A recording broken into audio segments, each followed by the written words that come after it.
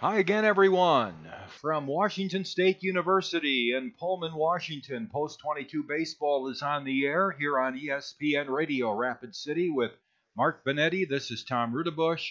And on Hardhat-TV, our director is Dustin Heumann, as Post 22 plays in the championship semifinals of this Palouse Summer Series, which began last Wednesday for the Hardhats. They are unbeaten in pool play. They won the Olerud division with a 4-0 record, and they'll take on the Northwest Bandits, who won the Brayton pool with a record of 3 wins and 1 loss on the season. The Bandits are 16-4 overall in the season. The Hardhats have won 12 in a row, 26 of 27, and have won 33 and lost 3 so far on the season. So this championship semifinal game, there is one other semifinal game being played over at the Colfax Field, and we don't know who has playing in that game. We've tried several sources here to find out, but I guess we'll find out if we win.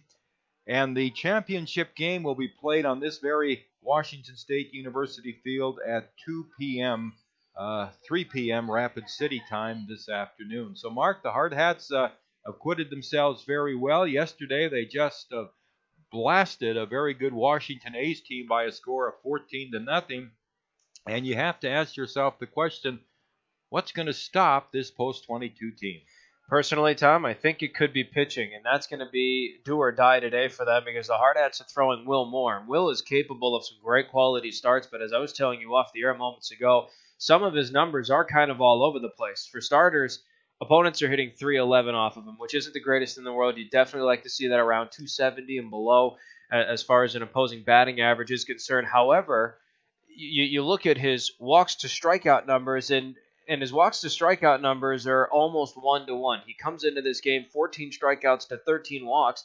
He's pitched 19 innings, and 10 of them have resulted in no bases on balls. So either he's commanding well, he's attacking the zone, and he's striking batters out, or he's issuing free passes and bases on balls, including an extra 5 batters in which he's hit. So 18 free passes to 14 strikeouts. You definitely like to see that on the opposite side of the spectrum. But you and I both know that Will is capable of good baseball, and he is capable of a good start.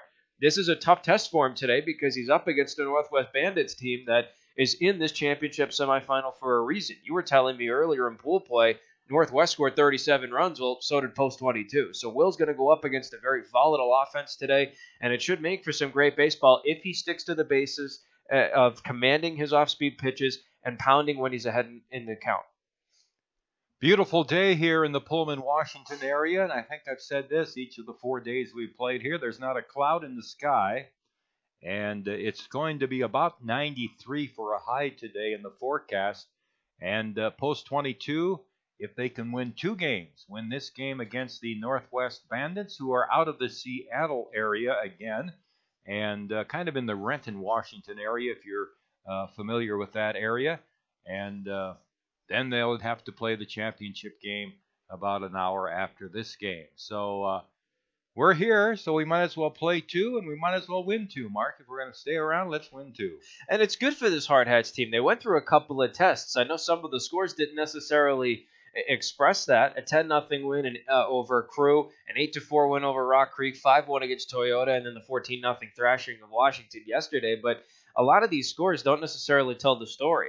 Early on in the game, things were close, and then the Hardhats would break out. It would be a duel back and forth, and then the Hardhats would eventually assert their dominance. So I'm looking forward to even more great baseball today, and you're absolutely right, Tom. I mean, if we're here, why not just make a whole day of it, play both games, bring home a trophy, and get ready for the firecracker? I'm just going over something here again, Mark, because I think I misspoke when I told you they had scored 37 runs. I was looking at, there's 2 different Northwest teams. They've scored 27 runs. The Bandits have in 4 games, but that's still almost 7 runs per game. So they have been scoring a lot of runs in the tournament. You said Post has scored 37? 37-5. Yeah, that's something. And that's 2 shutouts, too, which credit the pitching and credit the defense because Riley McSherry and Colton Sherbinsky are the 2 responsible for the clean sheets that these Hardhats have put up. So hats off to those guys. Hats off to the defense as well. They've played virtually errorless baseball as far as I can remember Post 22 only committed one error. That came back in the first game of this tournament. They haven't committed one since. So looks like it's going to be a good day for baseball once again. Like you said, not a single cloud in the sky. Our lineups are all set. Our statistics look pretty good. Looking forward to a championship semifinal. So I guess with respect to the lineups, Tom, we can go ahead and go over the starting lineups for both sides. Once again, because of the program being generous to the Hardhats, they'll get the bottom halves of the innings. They were listed first as the Ulrich Division winners in our program. So they're the home team. The Northwest Bandits are the visiting team, winners of the Brayton Division. So let's go ahead and give you their lineup. Leading off for Northwest is number 14, Luke Partington. He's going to patrol left field. Batting second is number 5, Zane Baker. He will play shortstop. Batting third is number 22, Jack Vonderhaar. He'll patrol right field. And in the cleanup position for Northwest is number 50, Jackson Swim. He's the designated hitter this morning. Batting fifth is number 3, Adam Sullivan. He's in the hot corner at third base. Batting sixth is number 30, Hunter Cook. He's playing at second base. Batting seventh is number 13, Jake Tilley. He'll play first base. Batting eighth is number 6, Ben Smith. He'll catch. And rounding out the batting order for Northwest in the ninth spot is number 2, Festus Gilligan, and he is going to patrol center field. On the mound today for the Northwest Bandits is number 24, Jeremy Schoenfeld. He'll take on the Hardhats in the bottom halves of our 7 innings of regulation as their lineup follows. The Hardhats, who won the Ulrich Division with a perfect 4-0 record, lead off with number 11, Walker Paz. He, as always, is at his home at second base. Batting second is number 13, Zach Solano. He will patrol right field. Batting third, number 22, Cooper Bowman. He's in at shortstop. And in the cleanup position, once again for the Hardhats, is number 23, Eric Petrie. He is the designated hitter this morning. Batting fifth is number 28, Zach Sumption. He will patrol left field. Batting sixth is number 21, Timmy Paris. He is the backstopper and catcher for Will Moore on the mound. Batting seventh is number 31, Luke Ferdinand. He'll take over first base once again. Batting eighth is number 14, Justin Kramer. He's in the hot corner at third base. And rounding out the batting order for the Hardhats in the 9 hole is number 12, Connor King. He will patrol center field. Will Moore, again, comes in for his 7th start of the season and his 9th appearance overall for the Hardhats. He does have a perfect 4-0 record under his belt in 19 innings exactly pitched this season. 14 strikeouts to 13 walks and 5 hit batters. We talked about we'd like to see those totals a little lower on the free pass side and higher on the strikeout side, and an ERA of 5.53. And you'd like to see that lower too, but again, Tom, we've seen Will pitch some great baseball. Out of the 19 innings that he's pitched, 10 of them have resulted in no free base runners and no bases on balls. But at the same time, opponents are hitting .311 against him, and that's what happens when his command isn't the greatest and then he leaves pitches over the plate. Will is at his best when his off-speed pitches are being utilized in the sense of throwing the vision off of batters and utilizing the pitch at the right time.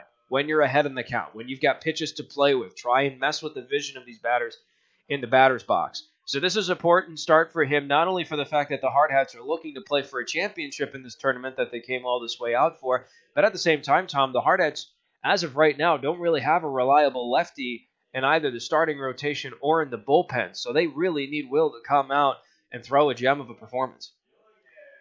Well, and of course, then you have to look ahead to a possible second game when you make your decision on who's going to pitch the first game. And, of course, you can't make your decision on the first game based on what you think might happen in the second game. So Mitch Messer, I'm sure, had determined that Will Moore would be this pitcher for this game. And then afterwards, and you look at this road trip, Colton Cherbinsky, who pitched on Monday, pitched yesterday. The young right-hander Dylan Ritchie pitched on Tuesday night. And then we had on Wednesday night, McSherry pitched. So McSherry would be working on Thursday, Friday, 3 days rest, which would be not terrible. I mean, many pitchers have worked on 3 days rest, but it would be out of the normal for Riley. But all the teams are in the same boat. Everybody plays the same games. The only advantage Post 22 might have is that they were given the option when they signed up for this tournament if they wanted to play Wednesday night. And the first teams that asked for a Wednesday night game got it. So that eliminated you from playing a doubleheader on any of the days that you were in the tournament, where the other teams that we've seen in this tournament have played some doubleheaders. And when you play back-to-back doubleheaders, that is what can really tear up a pitching staff. Absolutely, because you're not that deep on pitching to begin with. You have your 4 or 5-man starting rotation, then you've got a couple of bullpen guys. So then the chess match becomes, do I sacrifice bullpen to save an arm for a start, like the Hardhats did with Tommy Wall? They threw Tommy Wall out there at one point, and he put together a quality start for this Hardhats club. Or do you stick with your normal rotation, and then somebody's got to pitch on short notice when it comes to a possible championship scenario? So it definitely becomes a chess match out there for these coaches. I don't envy their position one bit. I like where you and I sit perfectly fine and what we get to do. So there's no qualms about that. But it does add an interesting wrinkle to how all of this takes place when it comes to tournament play, especially like this in, 5 days, just about 4 days? Yeah. And just a reminder, too, we're going to head home today after whatever happens today in the next home games. The big Firecracker Tournament, sponsored by Camping World. And that all begins on Wednesday night. There'll be just one game to kick off the Firecracker on Wednesday. That's our traditional game against Las Vegas to open up the tournament. And Tom Appleyard's team will be coming back once again for the Firecracker Tournament. And then other teams will begin play on Thursday. They include Missoula, Montana, Eden Prairie, Minnesota, always a great ball club. In fact, Eden Prairie won the large school Minnesota State High School Baseball Championship. Premier West out of Colorado, who we took 3 out of 4 from in Denver here a few weeks ago. And then Rocky Mountain, also out of Colorado. They've always had a good team. Yakima, Washington, 1975 American Legion World Series champions. Won it in Rapid City at Fitzgerald Stadium. And then we have a team out of Utah, MBA out of Utah. I'm not exactly sure what that stands for, but a Utah team will be there along with Post 22. I want to say that's the Mountain Baseball Academy because I do believe they came last year. I want to say that is what their official name is, the Mountain Baseball Academy. And they didn't have too terrible a showing the last time they came out to the Firecracker, so it's good to see that they're coming back out for another crack at it. Well, that will round out the field. The tournament again begins Wednesday. Everybody plays everybody once. The championship placement games will be Tuesday, July 4th, with the championship game slated at 5 p.m.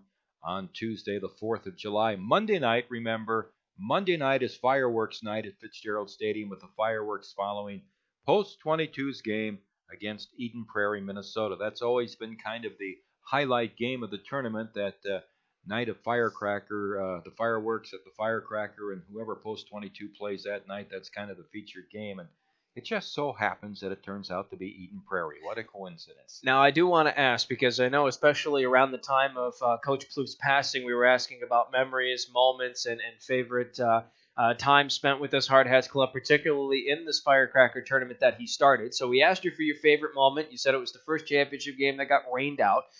What about your favorite opponent? Would Eden Prairie be up there, or is there an opponent that's traditionally played in this tournament that you would probably put above them as far as the number one opponent's concerned? Well, it's a team that hasn't played it consistently. They've come back maybe every 4 or 5 years, and that's the Excelsior or Minnetonka, Minnesota team. And that was coached by Jim Peck, and we had all those great stories when Jim was back for Dave's funeral about Fran Hedrick, the late umpire. Fran was just a great gal, and the disputed call that we had in the Firecracker with Fran umpiring. And the following year, when Jim brought his team back out, Fran came out on the field with a seeing eye dog. And so that's one of the great memories of Firecracker tournament play. But there have been so many great games over the years, so many top teams, and it's just from the Vermont Sea Monsters who have been out, teams from all over the country, Claremont, California, and McGuire kid. Remember him? He played baseball here a few years ago, hit a lot of home runs, as I understand. But anyway, yeah, Mark, that's one of the highlights right there, was Jim Peck bringing his teams in. But Excelsior, a classy organization, they have been great rivals for Post 22 in the Midwest and the Central Plains for the last several years. It's always fun to go up there. In fact, we play at their site this year in the Gopher Classic. So, yeah, Eden Prairie would be right up there. Absolutely would. They've been there the last couple of years that I've done the Firecracker, and it's always good to see them. They're a very competitive ball club, and Coach Hers and Coach Messer, they've been on record before, and they've said that Eden Prairie does things the right way. They build a great team. They compete well. Their schedule is not easy, almost similar to how Post 22 schedules it, where they actually go out of their way to play high-quality competition. So definitely looking forward to that matchup. Although I do have to say, my first memory of Eden Prairie and the Firecracker was also a championship game that was rained out.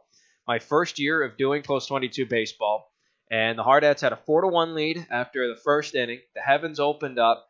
Fire and brimstone are coming down from the sky, along with torrential rain.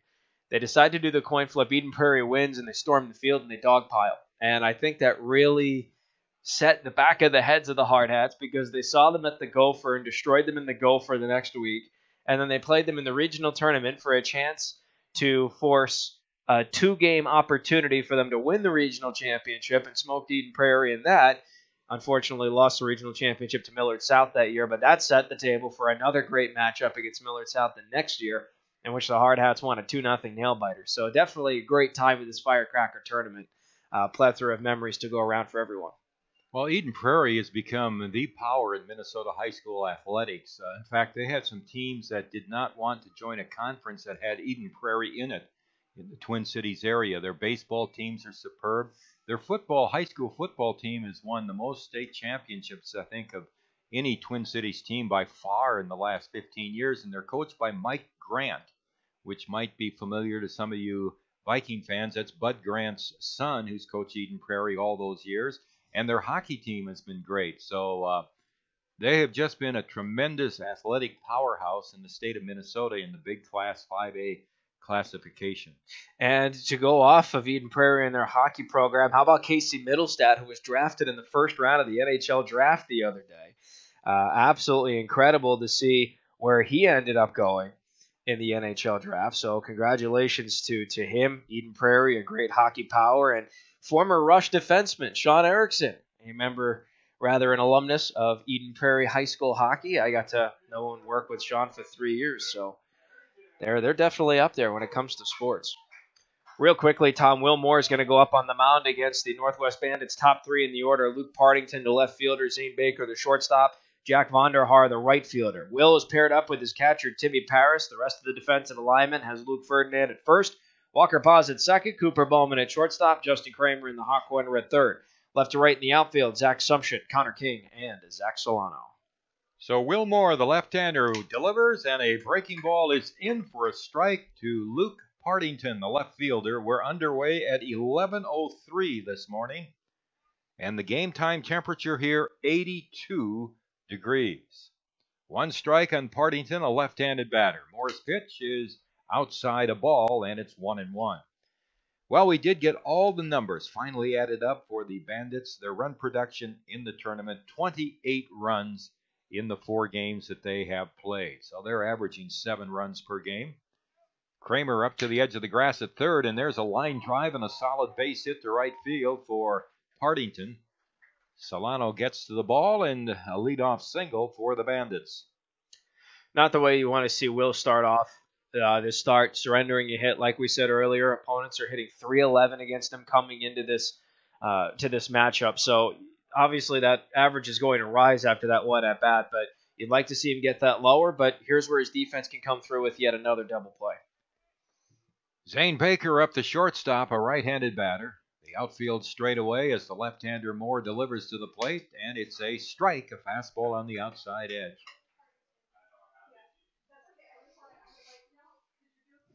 One strike to count as Ferdinand holds with Partington at first. Here's the set by Moore. And the pitch. And it's too high for a ball. And it's 1 ball and 1 strike.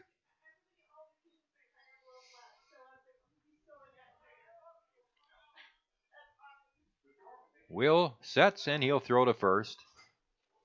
That was not his good move to first base. Will, of course, is a tough pitcher to read if you're a base runner at first base. He does have some deceptive moves.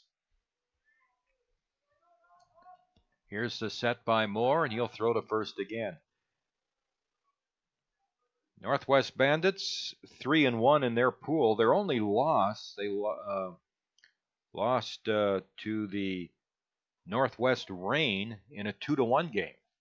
There's a roller foul off to the right by Baker.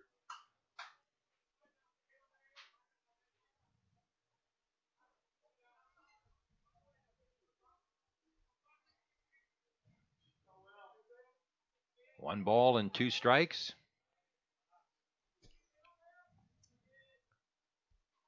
Here's the set. And the pitch. And a breaking ball misses outside. They had the base runner Partington going back towards first base on that pitch from Wilmore.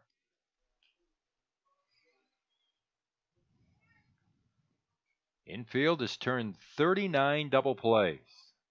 They're looking for number 40 right here. Baker at the plate. Moore steps off the rubber. 3:30 down the foul lines here at Bailey Brayton Field in the campus of Washington State. It's 400 to straightaway center, and there's a wild pitch. Up and away, and Partington will go to second base. That pitch completely got away from Wilmore. And that puts a runner at second now with nobody out. I thought the umpire held up 3 balls and 1 strike. 3 balls and 2 strikes. I missed that middle finger.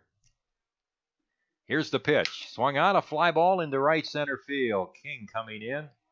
Connor under it out there and makes the catch. And holding at second base is Partington as Baker flies out to King in right center field.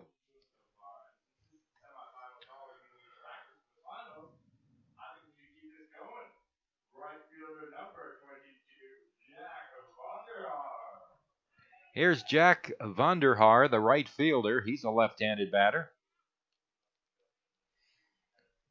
1 out for the Bandits, and they have a runner at second here in the top of the first inning. Moore works out of the set, delivers, and a breaking ball bends in for a strike. Well, so far, Will has shown some pretty good off-speed pitches here. He's ahead of Vanderhaar, 1 strike. Bowman trying to keep Partington close to second. From his shortstop position, here's the set by Will. And the pitch on the way. And that breaking ball is in for a strike, and it's 0-2. 63 miles per hour on that off-speed breaking ball. And that's where his bread and butter is. He's not going to burn you with a fastball. It comes in at about 74 or 75, as we've seen on the radar out here. But that is where he will kill you, is on his breaking pitches. They have so much movement on them, and it's good to see. No balls, 2 strikes. Partington leads from second. Here's the pitch. Swung on and dribbled foul off to the right of home plate. Count runs along at 2 strikes. And there was that fastball again, the clock registering that one at 77 miles an hour. So it's not that he doesn't have pop, but it's not like Sherbinsky or McSherry where he's pumping 85 plus. It'll come in at 77, probably 80, but that's where his off-speed pitches really come in to kill you because they're just that much slower. No balls and 2 strikes. Here's the pitch on the way, and it's high for a ball. You know, another thing we're going to watch today is the fatigue factor in some of these pitchers with the hot weather and then playing on turf. Try to keep that pitch count down because the bullpen may be very active today in 1 or 2 games. 1-2 on the hitter Vanderhaar, and there's a ball just outside, and it's 2-2. I'm telling you, Tom, he's getting so much movement on these pitches early. A lot of them are actually breaking from the batter, especially in the case of this lefty Vanderhaar, towards the outside corner of the plate, and I think that's what's throwing them for a loop right off the hop. 2 balls and 2 strikes. Moore, the left-hander, delivers, and he misses low and outside, and he's got a full count. 3 balls and 2 strikes. Jackson Swim, the designated hitter, is on deck.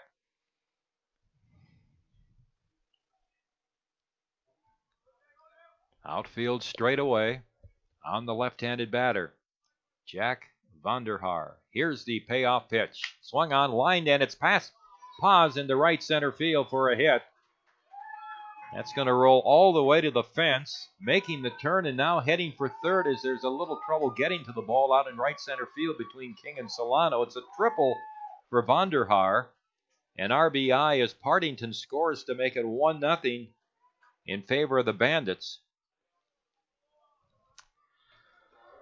Unfortunate sequence there for Will Moore, Tom, because we recall he was ahead in this count at one point. Had some pitches to play with, didn't get really lucky on a couple of fringe breaking balls that just missed the zone, but to leave one right out there to put in play, and it comes back to kill him with an RBI triple.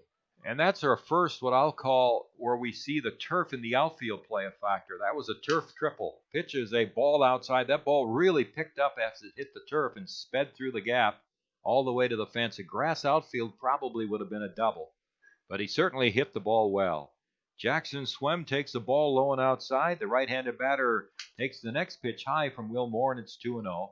So the Northwest Bandits have taken a 1-0 lead here in the top of the first inning. And they have a runner at third base with only one out. Here's Moore from the windup. He delivers. Swing and a foul. 2 balls and a strike.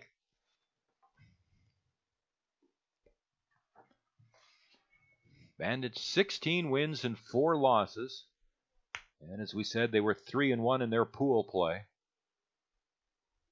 2 balls and a strike.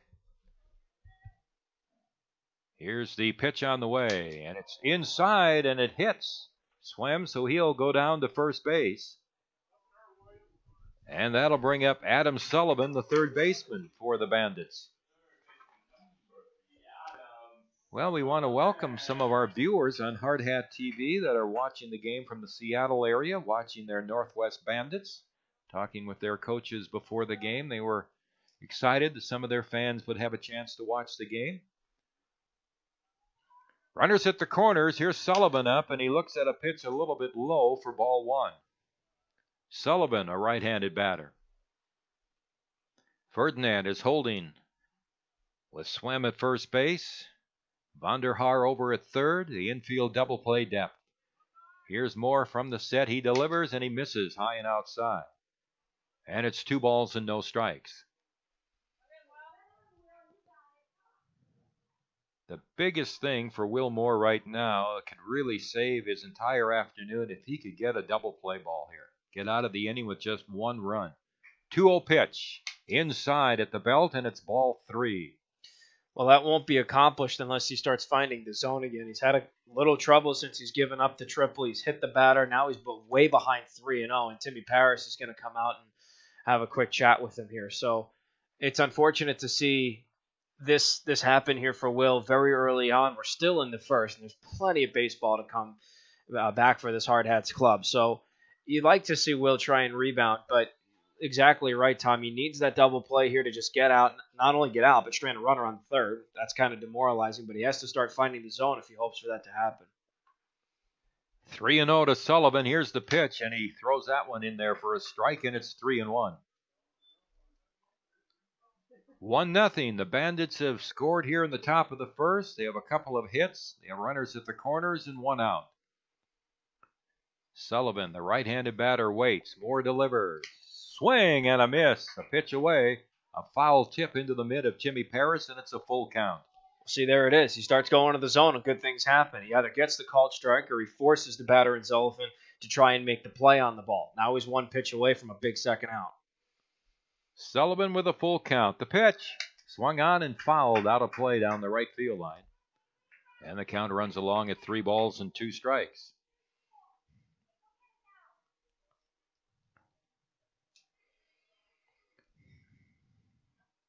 Bandits scored 14 runs in their win over Northwest Premier. That was their tournament high in runs for a game, 14. 3-2 pitch. Inside, ball 4. The runner from first was going, so the bases are loaded. 1 out, and Hunter Cook coming up, the second baseman. Well, you have to give Will some credit there. He ran the string out on the count. He was behind 3-0, pushes it to a full count. But again, it comes down to that execution of finding the zone, trying to either get the out at the plate or put the ball in play to get the double play to end it. So now he's really in a jam here. Bases loaded, 1 out. Here's the pitch to the left-handed batter, and a breaking ball misses outside for ball 1.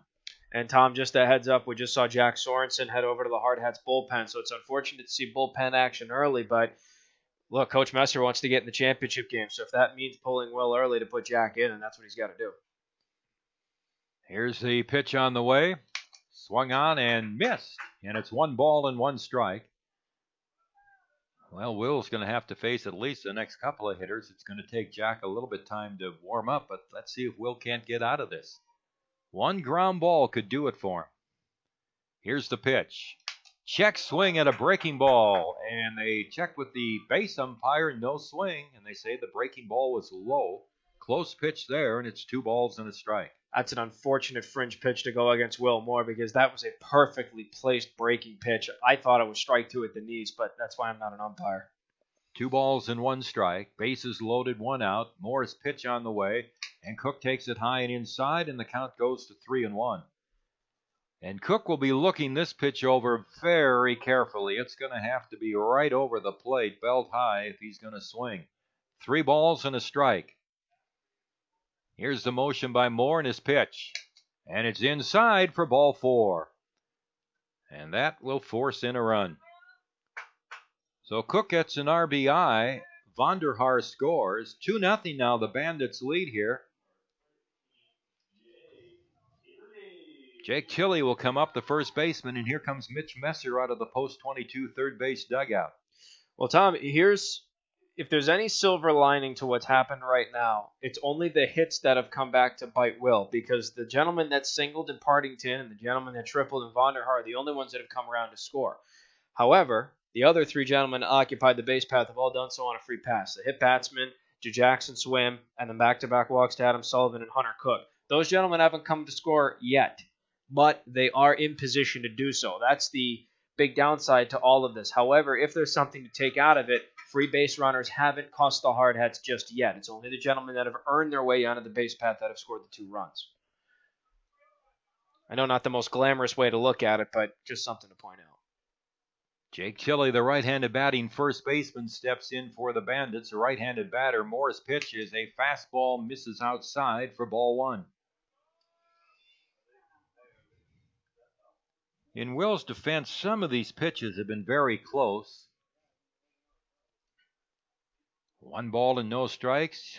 Here's the pitch on the way, and that one isn't close, and it's outside. It's ball 2, and it's 2-0. He just threw his 34th pitch, Tom, and 19 of them have been outside the strike zone, and 2 have resulted in walks. So unfortunate that this has really come to this early for Will. Bases loaded for the Bandits. 2 runs in here in the first, and there's ball 3 outside, and the count goes to 3-0. And it goes back to what I said, Tom. If these fringe pitches aren't working for him, he just has to find the zone. Get the ball in play or try and force a swing and a miss, but put the ball in the strike zone. Tilley will look at this pitch pretty close, 3-0, and he takes it wide of the plate for ball 4, so a 4-pitch walk. That allows Swem to score from third. Sullivan goes to third. Cook to second. Tilley gets an RBI. 3-0 now the Bandits, and here comes Mitch Messer, and this is going to be all for Will Moore. Well, Will only goes the first third inning of the entire ball game, and that is unfortunate to see, Tom. He gave up the 2 hits and 3 runs. However, he still is responsible for all 3 gentlemen on the base path, so it can be worse in his stat line. He's walked 3, he hit 1, didn't strike out a single batter, and the unfortunate fact is he did it all on 36 pitches. So you would have liked to have seen a better start here from Will, but if you're the Hardhats, you've got to put it out of your head. Jack Sorensen's now on the mound. He has to take over this ball game, and here's hoping that Jack can really get this done here for post 22. We'll go ahead and take a quick 30-second recess, folks, as Jack warms up. We'll give you all of his numbers in just a few moments. You're listening to the official radio home of Post 22 Hardhats Baseball on ESPN Radio Rapid City, and you can find us all season long on Hardhats-TV on post22baseball.com. Great faces, great places. Wet paint? Yep. And around here, when great places need a little love, great faces band together. Each year, First Interstate Bank employees help local organizations put a fresh coat of paint on homes of those in need. A small gesture, perhaps, but one that puts smiles on faces and strengthens bonds in the places we serve. First Interstate Bank. It's you and I together.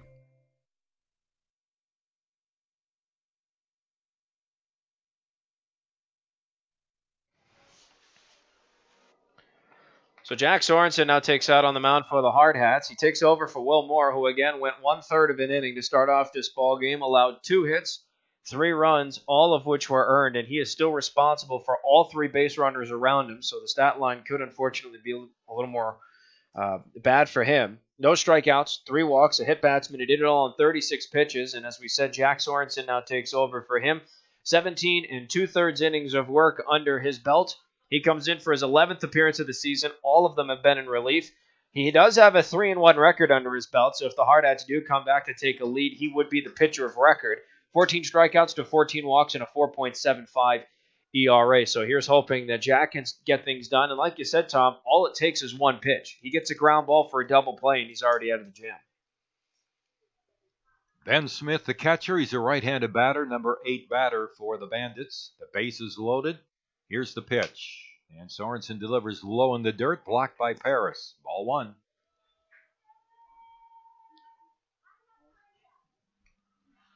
One ball and no strikes.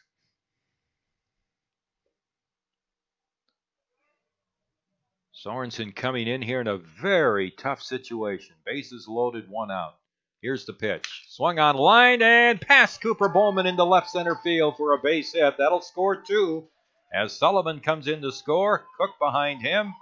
5-0, the Bandits lead here in this first inning. They have runners at first and second. Cooper diving to his right, couldn't quite get to the ball. And it's a 2-run single for Smith. How miraculous would that have been if Cooper Bowman could have caught up with the catch? It was just out of his reach, and a great effort by Bowman, but unfortunately couldn't wrangle it in, and now it's 5-0, and Will has his stat line changed to 5 runs allowed, all of them earned, and he's still responsible for the man on second. Here's Fester Gilligan up, the center fielder. And the pitch on the way, and a breaking ball over for a strike. Gilligan, a right-handed batter. He actually graduated from high school last season, so he's a veteran player, I guess we could say. It's hard to say you're old when you're 19. Here's the 1-strike pitch, way outside. Good stop by Timmy Paris. Almost a wild pitch, and it's 1-1 on Gilligan. Now for the Hardhats, it comes down to poise and control. Just breathe. You're still in the top half of the first inning. There's plenty of baseball ahead. If you want to control these wild pitches, if you want to control these mishaps, just breathe. Here's the pitch. Swing and a miss. A pitch down and away.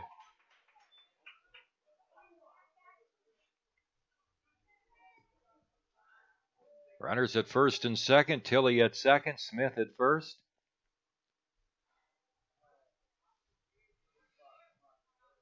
Here's Sorensen from the set. A pitch on the way. It swung on, a number up the first baseline, foul.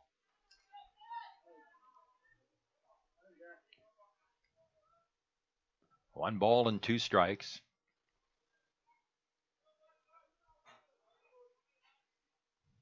Outfield is straight away. A 5-run first. It's been a long inning for the Hardhats here in the field.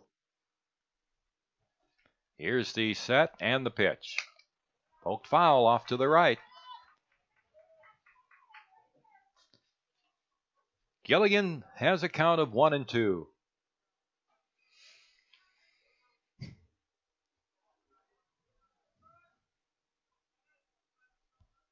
Two on as Ferdinand plays in back of the runner Smith at first base. Here's the set. A pitch on the way. It swung on, driven to right field. Solano to his right is there and backs off a step to make the catch. And now tagging from second, going to third. A head-first slide. Out at third base is Tilley. So a break there for post 22. Another base-running mistake by their opponents, but it does come after they score 5 runs in the inning. That's a 9-line drive out. And then the relay throw coming to third base from Cooper Bowman. F965 is what I've got in the scorebook, and you couldn't have drawn that one up any better for this Hardhats club to get out of that. 40th double play of the season now for post 22, in this their 37th game. 5-run score for the Bandits in the first inning. There were 3 hits, no Rapid City errors, and 2 men. Let's say 1 man left on base. All that, and we're only through a half an inning, and the Bandits have jumped out on the Hardhats 5-0. And you're listening to Post 22 Baseball from the Anytime Auto Sales Press Box on ESPN Radio, Rapid City.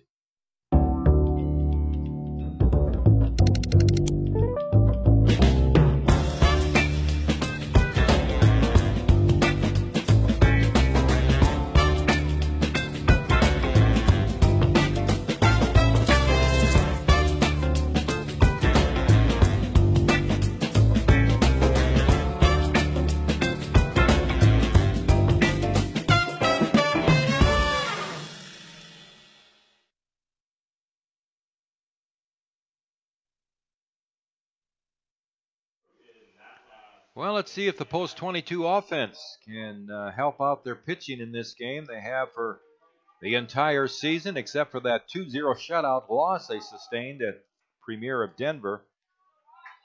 Walker Paz will lead off for post 22 here. Left-handed batter.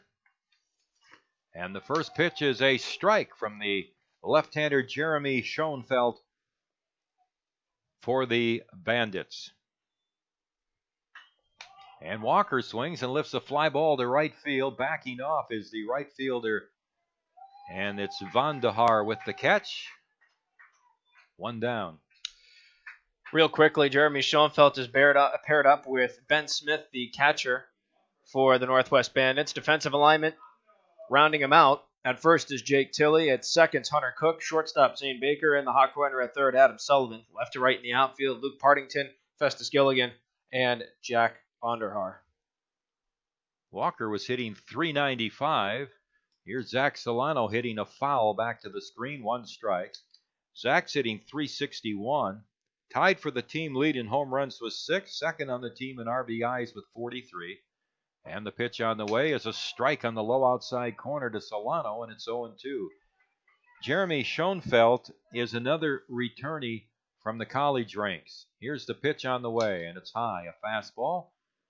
Clocked at 82 miles an hour, and it's 1 ball and 2 strikes. You get a Legion pitcher up over in the low 80s, that's pretty good. There's strike 3 on the low outside corner to Solano. You couldn't have walked up to the plate from the mound and handed that ball to the catcher in his mitt any better than Schoenfeld threw that pitch. 2 quick outs, and here's Cooper Bowman. Cooper hitting .486, and he swings and hits a foul back and out of play. Tied for the team lead in home runs with 6, leads the team with 49 RBIs and in extra base hits with 23. And he pops another foul out of play off to the right. 2 outs for post 22 here in the last half of the first inning. 5-0. The Northwest Bandits leading the Hardhats. Cooper's batting .583 in this tournament, and 10 of his 49 ribbies have come in this tournament. He's also scored 7 times, so if there's anybody that can get started for post 22, it's Cooper. Here's the pitch on the way, and it's high and outside. What's he done in his last 2 games, Mark? In Cooper's last 2 games, yesterday he ended up going 0 for 2 with a walk and a hit by pitch. And in the game before that, he ended up going 0 for 2 with a hit by pitch and a strikeout. So last 2 games, he hasn't really hit well, but that can't take anything away from what he's done at the starting half of this tournament. Here's the 2-2 pitch, and he fouls it back. And my whole point to that question was, that's so phenomenal. He actually went 2 games in a row without a hit, but yet he was on base 4 times. 2 balls, 2 strikes on Bowman. Here's the pitch on the way, and it's a strike at the knees. And Cooper is rung up by the home plate umpire. 2 strikeouts for Jeremy Schoenfeld in that first inning, and he looked very sharp, to say the least. End of 1 here from Bailey Brayton Field. We're on the campus of Washington State University in Pullman. You're watching our telecast on Hardhat-TV via post22baseball.com, and you're listening to Hardhat Baseball. Camping World is here to help you connect to adventure and explore the outdoors with friends and family, offering new and pre-owned RVs to fit every budget and thousands of parts and accessories for any need. Camping World has it all. With over 125 supercenters nationwide, you're never far from America's #1 RV dealer. No matter where your adventures take you, whether you need an RV, parts, or service, Camping World is here to help you every step of the way. Visit Camping World in Rapid City or shop campingworld.com today.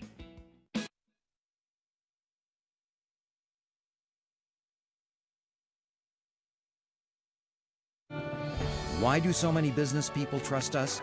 Well, we're pretty nice folks, of course, and we really know our stuff. Black Hills Insurance, a tradition of service since 1949.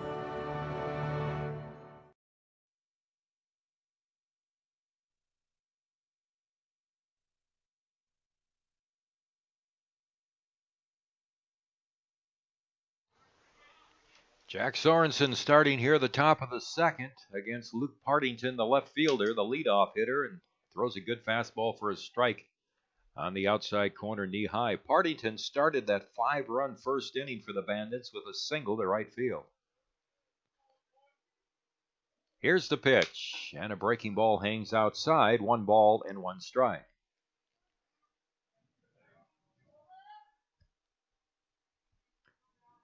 One and one the count. Here's the pitch, and a fastball in tight. 2 balls and a strike. Now, if I'm Jack here, this inning comes down to mindset. You came in the last inning in a very tough spot, bases loaded and 1 out. You had to register 2, and the runners around you weren't your fault. So now, clean base path, clean slate. If I'm Jack, I'm pitching like this game 0-0. 2 balls and 1 strike, and he throws a fastball way outside. Ball 3, 3-1. I was watching, a lot of times, Mark, you can tell a team and how good they are as the pitch comes outside for ball 4, and Partington watch by what they do before the game. You always see post 22 doing something. The players are involved, and they may be hitting, they may be taking fungos, they're doing something. I noticed this very same thing about the Northwest team. They were out in different places before the game. They were doing things. That's an early indication of a very well-coached team. There isn't any just players wandering around and, hey, how you doing, and all this. There's a ball low and outside to Zane Baker, the shortstop, who flied to right center his first time up. But that caught my eye rather early. And then talking with the coaches from the Bandits team, you just got the feeling they knew what they were doing. There's a line drive and a solid hit to left. Sumption to the line to field the ball. Partington stops at second, and Baker has a single to left. So 2 on, nobody out for the Bandits here in the top of the second. They lead the Hardhats 5-0. Post 22 came into this game with their 12-game winning streak. And I would say it's fair to say it is in jeopardy. 4th hit of the ball game, too, for the Bandits, and they're just rolling. No outs, 2 men on, and everything's working for them right now. Jack Vonderhaar, the right fielder, tripled to right center field his first time up. Hit a ball up the alley in right center. Takes a letter high pitch in for a strike. 0-1. Well, no way, though, is post 22 out of this ball game with the way that they have scored runs this year. We'll just have to see how good this Jeremy Schoenfeld is on the mound for the Bandits. Here's Sorensen's 1-strike pitch, and it's in tight for a ball. Evens the count off at 1 ball and 1 strike. But again, Tom, it comes back to patience and just breathing. So if I'm Eric Petrie, Zach Sumption, and Timmy Paris, who lead off the bottom half of this inning, don't try and immediately attack. Just take care of things as if it's normal. Let the pitches come to you and use your vision to your ability. Here's the 1-1 pitch, and it's low and outside. 2 balls and a strike. Like you said, plenty of baseball left. There's absolutely no need to panic and no need to try and rush things to get back into it.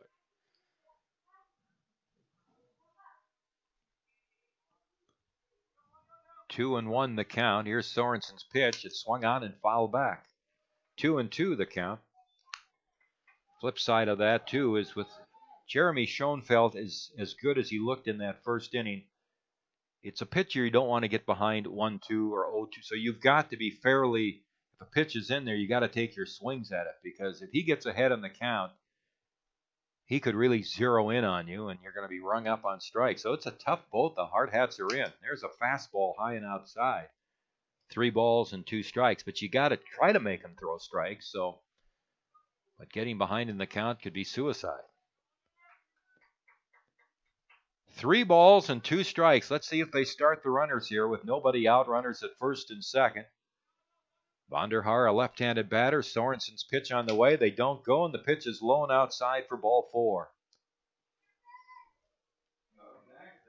So the bases are loaded. There is nobody out. And Jackson Swim up, the designated hitter who was hit by a pitch, is first at bat. Well, here's something we were talking about earlier here, Tom. Jack Sorensen's now issued 7 leadoff walks. Of the previous 6, 3 of them have come in to score, and the potential 4th is 90 feet away from doing so with these bases jacked. So it's an unfortunate situation and a tough spot to be put in. That's 5 bases on balls given up by post 22 pitching total in the game. And that pitch just misses for a ball. That looked like a pretty good pitch there from Jack, and it's 1 ball and no strikes. Timmy Paris turns around. I think it was asking the home plate umpire where that was at. That's always kind of dangerous to do if you're a catcher, especially if you come up next inning. 1 ball, no strikes. Here's the pitch on the way, and it's inside. Almost hit him, and it's 2 balls and no strikes. The thing here now with post 22, every run that the Bandits scratch across makes it that much more difficult. Even a double play, which would be great for post 22, gives Northwest another run. Infield back, pitch on the way, is swung on and missed. 2 balls and 2 strikes. Bases loaded for the Bandits here in the top of the second. They scored 5 first-inning runs. Here's the set by Sorensen. The pitch. Swing and a miss. Struck him out. He got him to reach for a pitch outside. Now it's 2 balls and 2 strikes. I should have listened to my conscience inside my mind. I thought I saw the umpire hold up 1 strike. Gotta agree as well, Tom. I don't know where that second strike came from on the board. 2-2 pitch. Struck him out. Doesn't make any difference as Swim goes down. Boy, Jack came back and threw a couple of very good pitches there. Gets his first strikeout in relief.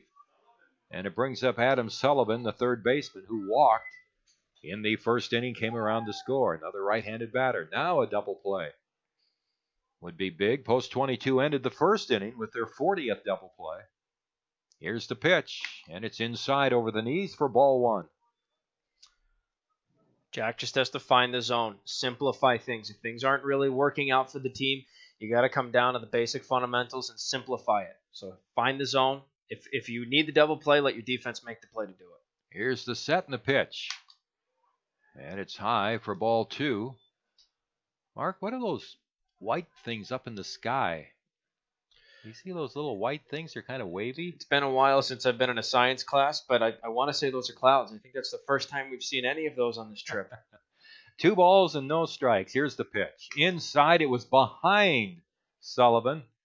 Boy, if he would have taken a half step back, he would have had an RBI. It's 3-0 on the third baseman for the Northwest Bandits out of Seattle area.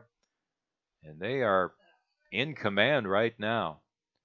Sullivan will look this pitch over carefully. It's 3 balls and no strikes. Jack from the set. He delivers. And a strike on the low outside corner. It's 3-1. Sullivan taking all the way.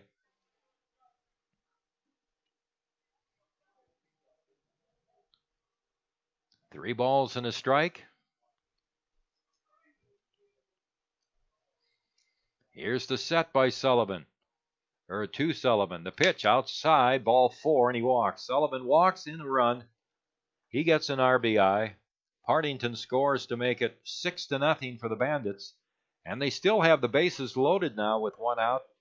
And Hunter Cookup, the left-handed batting second baseman who drew a walk with the bases loaded in the first inning. That is the 3rd walk that is forced in a run. Hardhats have to start finding some kind of control on the mound. So Cookup, infield back. Here's the pitch, and it's a strike on the outside corner.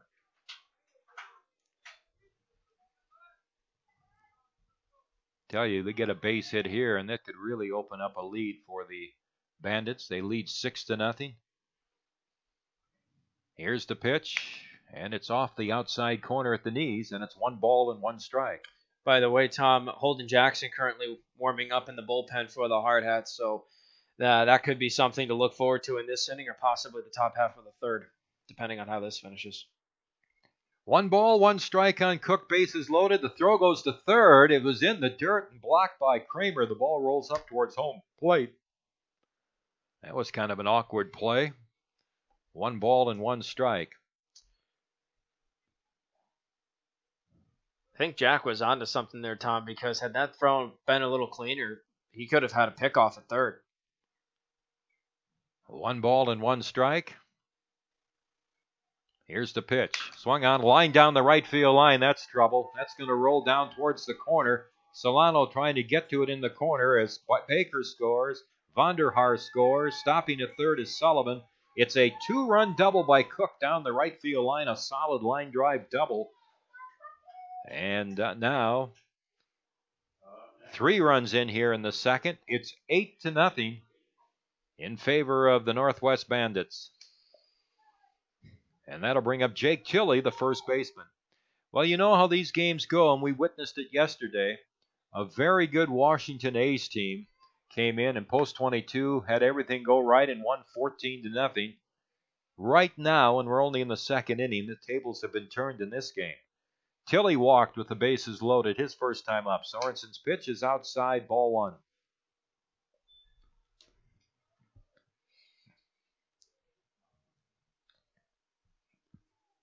The infield for the Hardhats is up about halfway now at second and short. Bowman at short, Paz at second. Tilley waits. The pitch on the way is inside for a ball. It's 2-0. Bandits sent 9 men to the plate in the first inning. Tilley's the 7th man to come to the plate here in the second.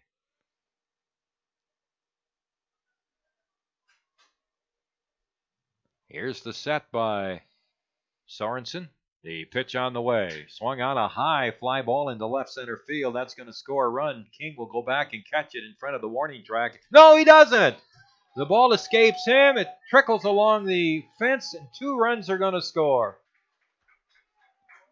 Sullivan and Cook both score.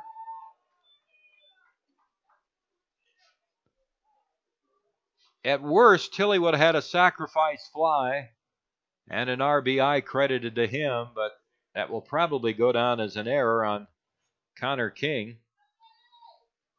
Boy, you see that once in a blue moon. 2-base error and 2 runs in.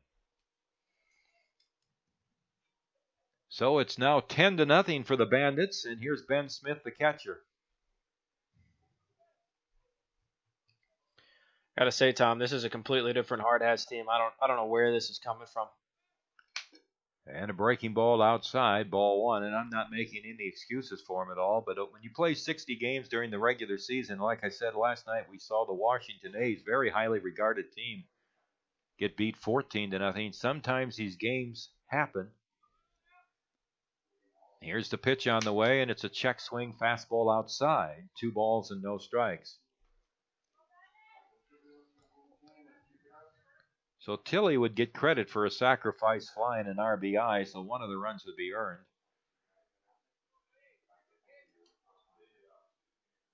Here's the set and the pitch on the way, and it's a strike at the knees.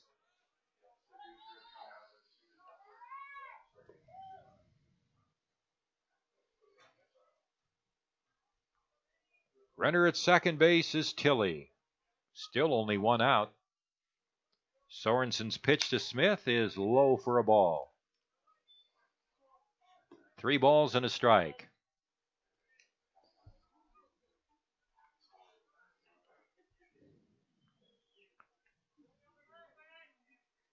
Sorensen takes a deep breath out on the mound.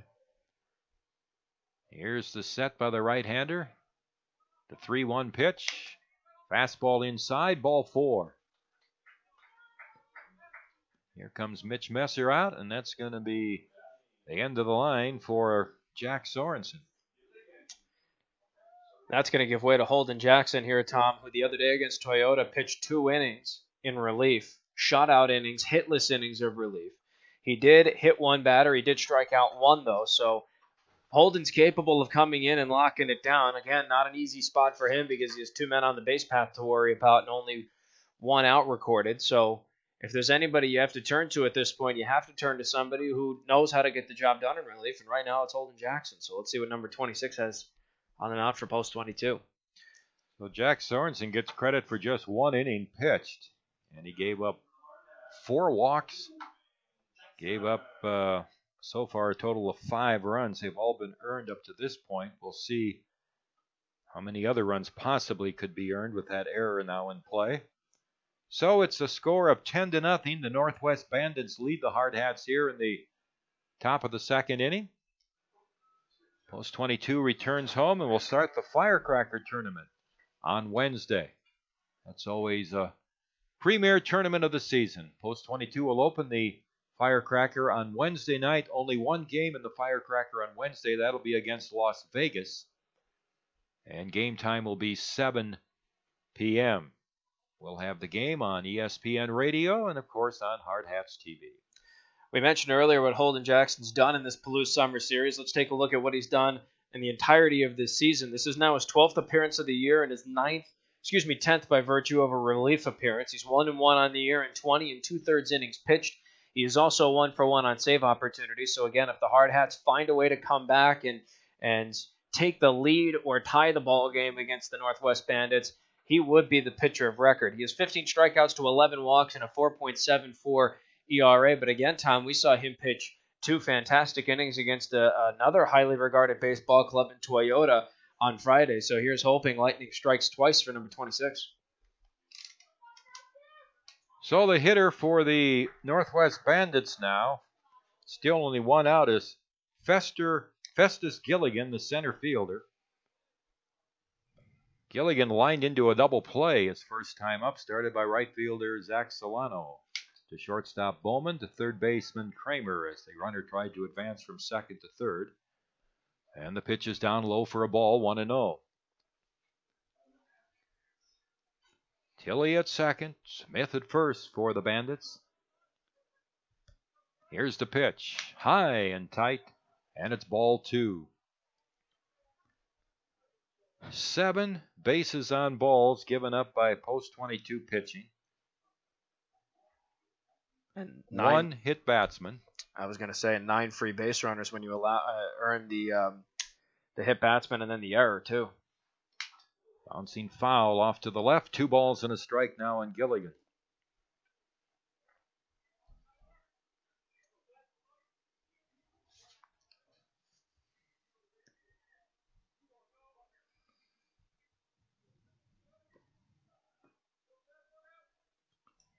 Here's the set by Holden Jackson. The 2-1 pitch, and he misses low and inside for ball 3.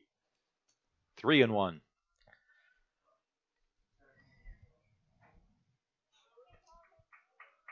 Luke Partington, the left fielder on deck, the leadoff hitter.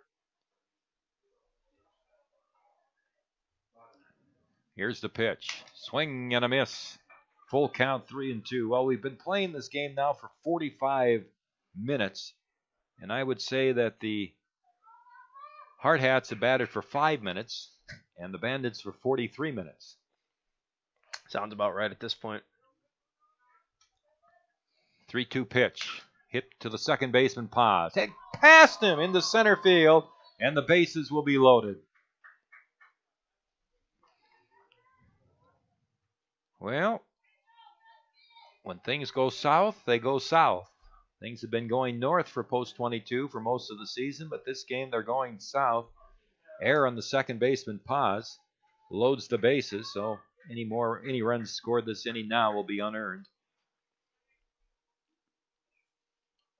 And it brings up Luke Partington, the left fielder, who has singled to right and walked. He has scored 2 runs. Bases loaded, 1 out. Here's the pitch. Fastball, strike. Letter high on the outside corner.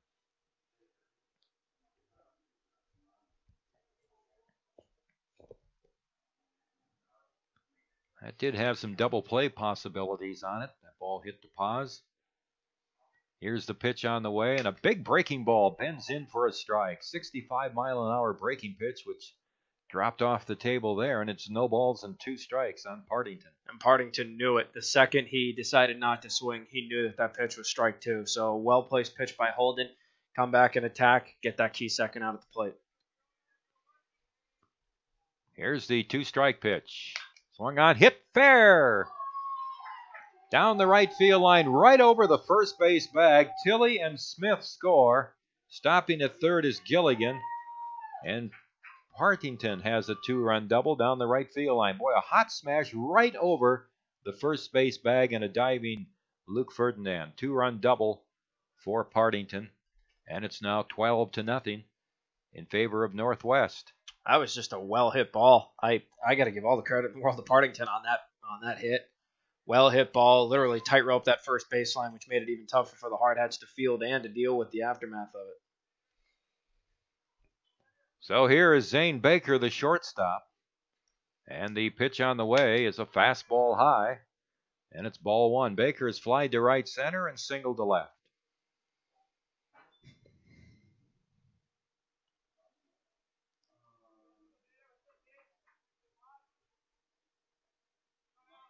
Here's the 1-0 pitch.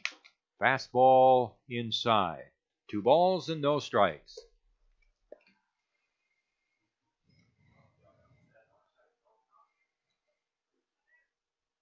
Outfield straight away. The infield's backed up. They're going to just try to get an out here, give up a run. Pitch on the way is low through the legs of Timmy Paris. Another run is going to score. Gilligan scoring from third. Partington goes to third. And it's 13-0. Well, Tom, I hate to say it, it's Murphy's Law out there right now. What can go wrong will, and what could possibly go wrong has already gone wrong for post 22. Here's a strike called on Baker. Runner third, 1 out. They have nothing in the tournament rules about a 15-run rule after 4. There's a fly ball to right. Should score the 1, but Solano's got a great arm. There's the catch by Zach. Nope, Partington's going to hold up Boyd. The cannon was released there, and no throw or no run attempt by Partington to try to score from third. And that ball didn't carry quite as far as I thought it would, and Zach actually had a good jump on the ball and was moving towards the plate as he caught the ball. That's the other thing about these tournaments. Word gets around on certain players, and the word has gotten around on Zach Solano's arm. So Baker out on a fly ball to right. Here is Jack Vonderhaar taking a fastball through for a strike, and it's 0-1.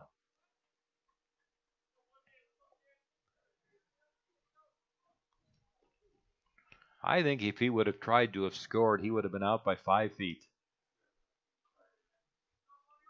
Here's the pitch on the way. And it's a little bit low, and the count is 1 ball and 1 strike.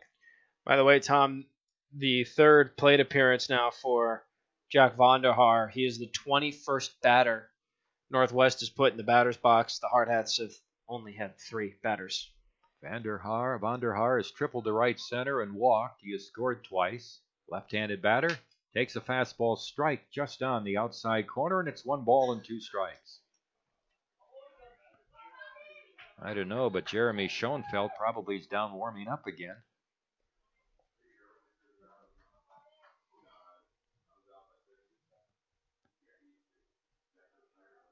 Here's the pitch on the way. Inside, it hit him. So runners at first and third. That brings up Jackson Swim, the designated hitter. Tom, if there's one thing that is the bane of our existence up in this booth, it's watching hit batsmen. If there's one thing that will really boil your blood, it's when you hit a batsman and you have a 2-strike count on him. I don't know where this lack of control has come from Hardhats pitchers, but at this point it's just frustrating. I hate to say it, but I don't know where this came from, Tom. First pitch, an off-speed breaking ball outside to Swim, who was hit by a pitch and scored in the first. He struck out earlier this inning for the first out.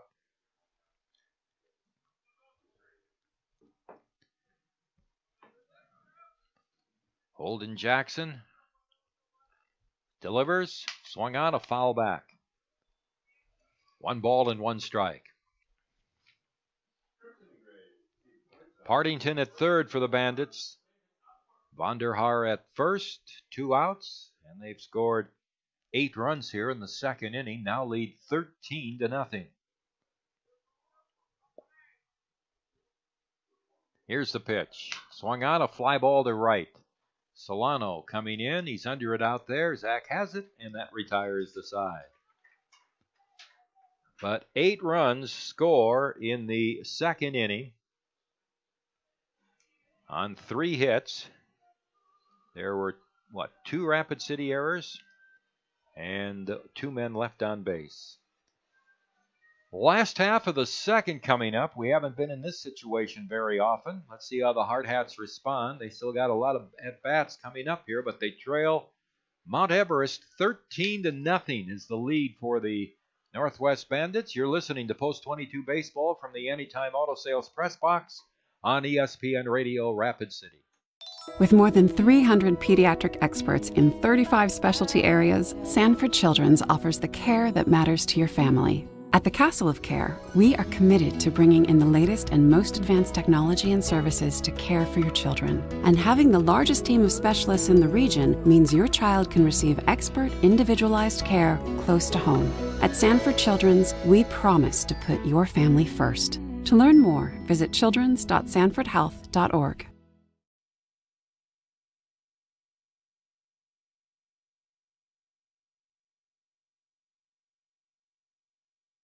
I think.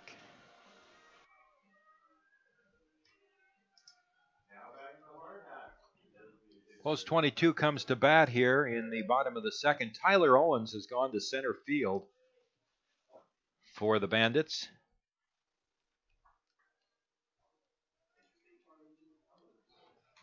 As Eric Petrie leads off, the designated hitter for Post 22 against Jeremy Schoenfeld.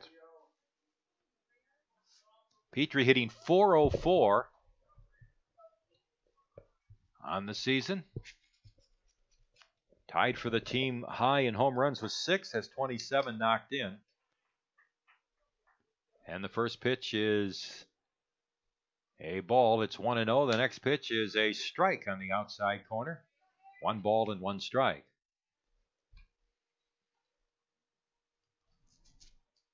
Here's the pitch. Swing and a miss by Eric, and it's 1-2. Eric in the tournament's batting .400, including that 1 home run. He's knocked in 3. Swing and a miss, and Petrie spins himself into the turf.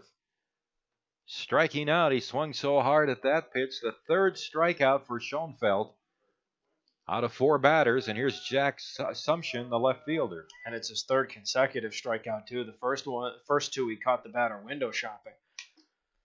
And a strike into Assumption, 0-1. Zach hitting .446. 8 doubles, 5 triples, 2 home runs, and he peels a foul off to the right. 25 knocked in, and he's behind in the count, 0-2. Well, the half-hour delay didn't seem to bother Schoenfeld at all. The pitch on the way, swing and a miss, struck him out. 4 strikeouts in a row now for Schoenfeld, and it brings up Timmy Paris. .295 for Paris, team leading 14 doubles, 2 homers, and 36 RBIs. Right-handed batter, 2 outs and nobody on, 13-0. The Bandits leading here, and Timmy fouls it off to the right, 1 strike. Post 22 goes 1-2-3 in this inning. This game will be about an hour old, and I would think that they haven't batted for more than 7 or 8 minutes. Swinging a foul back, and it's 0-2. Schoenfeld's in the driver's seat on Paris, 0-2 with 2 outs, so he's 1 pitch away from making that happen once again. It's interesting, though, if you look at this 4 strikeouts, 2 strikeouts swinging, 2 called, but like I said, when he gets ahead in the count, boy, those hitters have no idea what's coming. He's been able to mix up his pitches very well, good location. Here's the left-hander's pitch, and it's outside, but that was a good 0-2 pitch. 1-2 now on Timmy Paris, who didn't bite on it. Post 22 came into the game averaging 10.8 runs per game. Here's the pitch, and that breaking ball hangs high and outside, 2 balls and 2 strikes.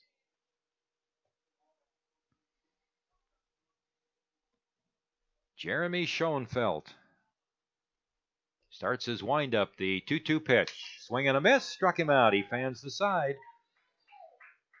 And he has fanned 5 in a row. 3 up and 3 down for Post 22, and at the end of 2, the Northwest Bandits 13, the Hardhats nothing. Post 22 baseball from the Anytime Auto Sales Press Box on ESPN Radio, Rapid City. You don't have to try to hit a home run when you're hitting singles and doubles all day. Consistency wins games, and it's key to helping achieve your retirement goals. At Weitzel Financial Group, they believe they're there to help with your own ideals and goals. Head toward your field of dreams. Call Weitzel Financial Group for a consultation at 348-1152. Kurt Weitzel is a registered representative and investment advisor representative with and offers securities and advisory services through Commonwealth Financial Network member FINRAS IPC, a registered investment advisor. Weitzel Financial Group, 817 9th Street, Rapid City, South Dakota, 57701. So at the end of 2 innings of play, 13 runs on just 6 hits for the Northwest Bandits. But they've had, a total of 7 bases on balls, 2 hit batsmen, a couple of errors. And they are firmly in control of this game. Here's a pitching stat for you, Tom. Schoenfeld on the mound's thrown 24 pitches in 2 innings. The Hardhats, 3 pitchers combined for 100 in 2 innings. That is something. You don't have any idea. I wonder how many strikes Schoenfeld's thrown. I bet he's thrown 75% of his pitches strikes.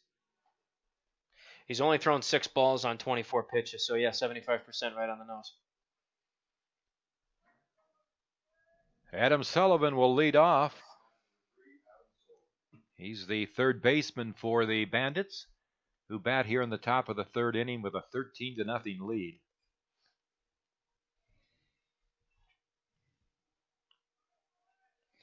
Here's the pitch. Pop foul off to the right and out of play over the first base Bandit dugout.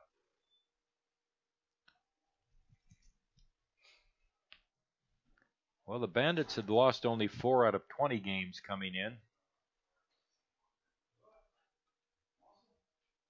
And their loss in this tournament was a hard-fought 2-1 loss to Northwest Reign. Bouncing ball, 2 hops to short, fielded by Bowman. Here's his peg to first base for the out. Sullivan is out short to first, 1 away in the Bandits' 3rd inning, and that'll bring up Hunter Cook, the second baseman, a left-handed batter. Sullivan, by the way, had walked twice in his previous at-bats, once with the bases loaded. Hunter Cook walked with the sacks loaded, got an RBI in the first, a 2-run double down the right field line in the second. Scored twice and takes a pitch low for ball 1 from Holden Jackson.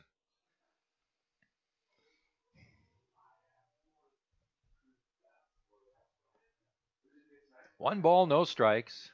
The pitch on the way, high for a ball, and it's 2-0.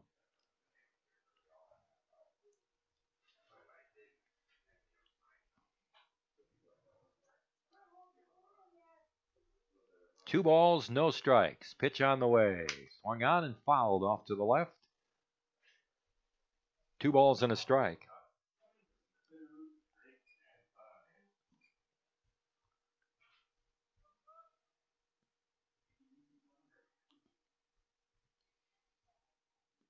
And the 2-1 pitch. High for ball 3, and it's 3-1.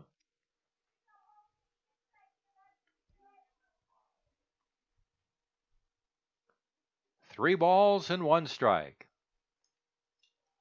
Here's the pitch.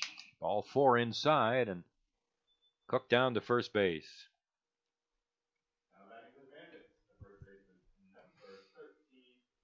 Well, that's the first walk Holden Jackson surrendered and the second free base runner that he surrendered. But at least this one comes with the leadoff man out, Tom. That's a completely different change for this Hardhats club. First time that they got the leadoff man, so here's hoping the double play can end it early. Here's Jake Tilley, the first baseman, and he looks at a strike on the low outside corner. Tilley walked with the bases loaded in the first inning, reached on an error by center fielder King in the second, although Tilley got credit for a sacrifice fly on the play. And a breaking ball misses outside, 1 ball and 1 strike. 13-0. Northwest Bandits have the lead here in the top of the 3rd inning. Post 22 has run into a buzzsaw here. 1-1 pitch, swung on and popped up into shallow right field. Out goes Paz, but in comes Solano to call him off, and Zach has it for the second out. Tilley on a shallow fly ball to right fielder Solano. 2 down in the Bandit 3rd, and that'll bring up the catcher Ben Smith. Smith, a 2-run single to left in the first inning. Walked and scored in the second. Bats here with 2 outs and a runner on in the third inning. Here's the set by Jackson. The pitch on the way. And it's a strike on the low outside corner.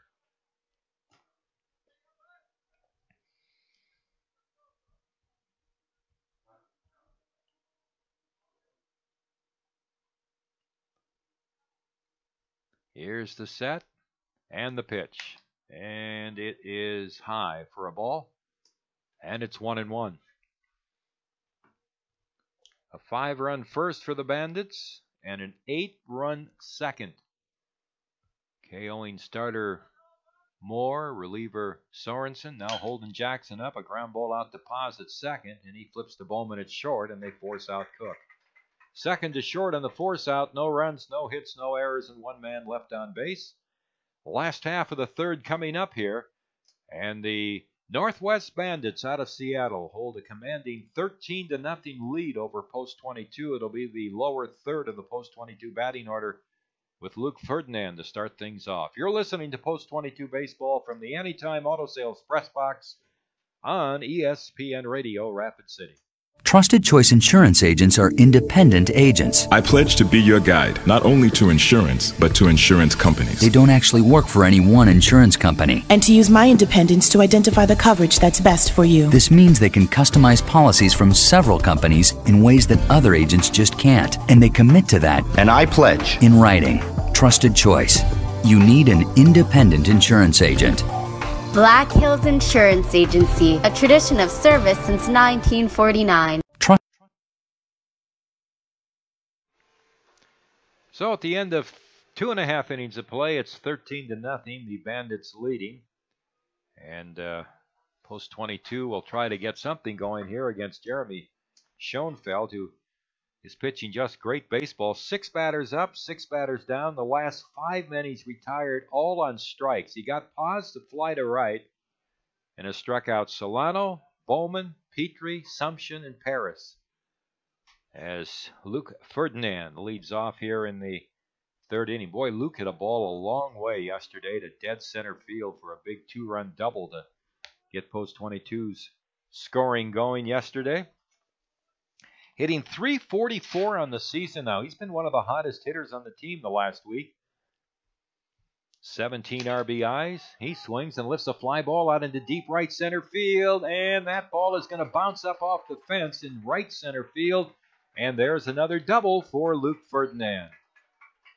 Good on Luke Ferdinand. He has had one unbelievable tournament. He came into this at-bat batting .364 in the Palouse Summer Series. That's his 3rd double and his 5th hit. 3 extra base hits. He's knocked in 6 runs. Good on number 31 to try and get something started for this Hardhats club and really make something happen out there. I've been very pleased with how Luke has vastly improved his hitting game, especially in this Palouse Summer Series. Ferdinand getting his 6th double of the year. Here's Justin Kramer hitting .369, and he looks at a strike.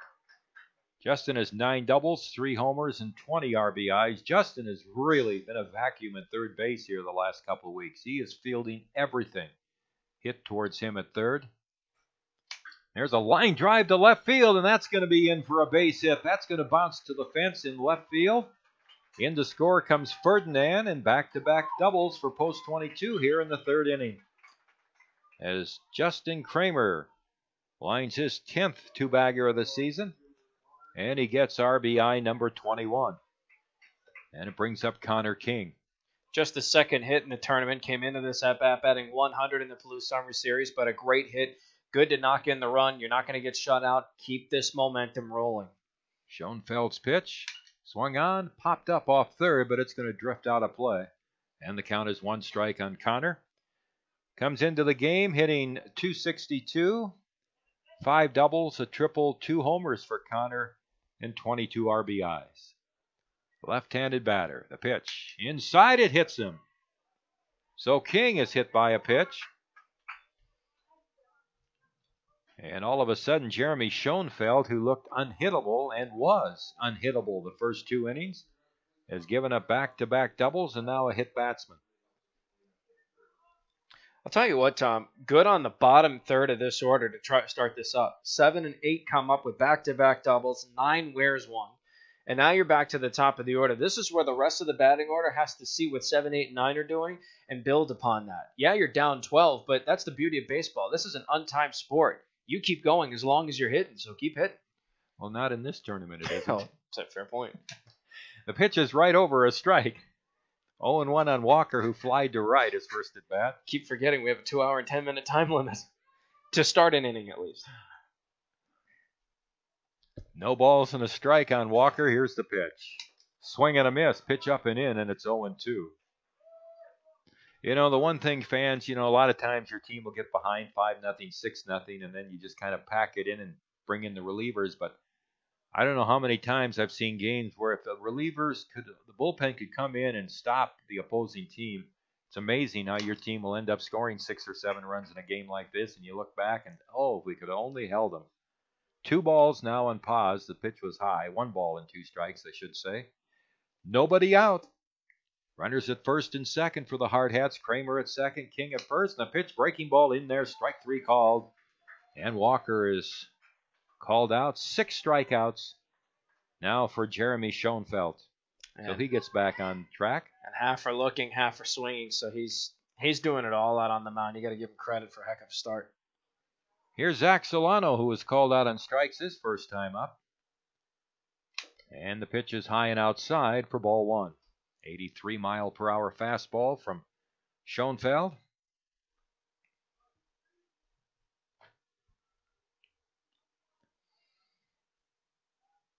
Here's the set, and he'll turn but make no throw to second.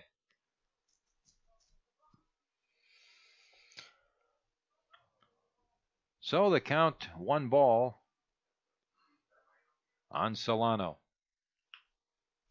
Here's the pitch. Runner at third going, and the pitch is foul back. Runner going to third was Kramer, and the count is 1 ball and 1 strike. Kramer's a very intelligent base runner. Very intelligent. Knows when to pick his battles, and he's got a great set of rockets in his cleats. He can fly. 1 ball, 1 strike. 2 on, 1 out. Here's the pitch on the way, and it's swung on and missed. 1 ball and 2 strikes.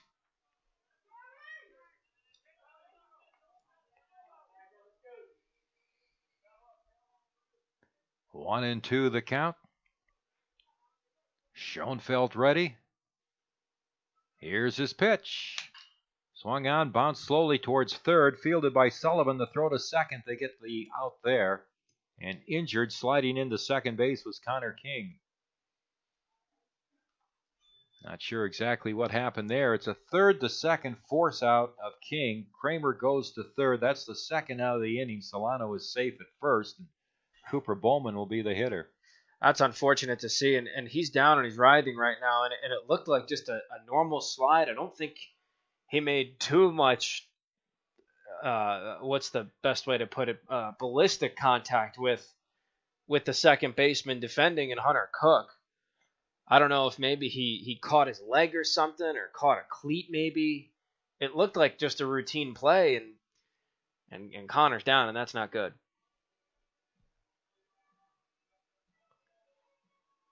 So the 2 outs, runners at 1st and 3rd. Tia, the trainer for Post 22, is out there attending to Connor. Connor may have just had the wind knocked out of him, too. Well, originally when he was riding, it looked like he was clutching his head, and I don't know if he still is or not. Maybe he took a cleat to the helmet or something. I'm not too sure. But it obviously was bad enough to put him out of commission like this for the time being. Hopefully he can come back into the game and field. Otherwise he'll have to be replaced, but that's unfortunate. Well, it looks like he may have slid into the knee of the second baseman who took the toss. Connor now is sitting up on the turf, has both hands on his head, but appears to be okay. Might be shaken up a little bit. Well, here's hoping he's okay because Connor King has played some spectacular baseball since becoming the regular at center field. He's walking off under his own power. I'm not so sure. He may have hit his head and got the wind knocked out of him, and that's a bad combination. Might see McSherry out there in center field next inning. We'll wait and see. So Cooper Bowman comes up now with runners at the corners. And 2 out for the Hardhats, who have scored here in the last half of the 3rd inning, but they trail 13-1. Cooper called out on strikes in the 1st inning. As of right now, the stat line for the inning would read a run on 2 hits with no errors and currently men on the corners. So there's hoping Cooper gets back to that form that he started off the tournament with, starts smacking the ball around. Maybe he knocks in a couple more runs.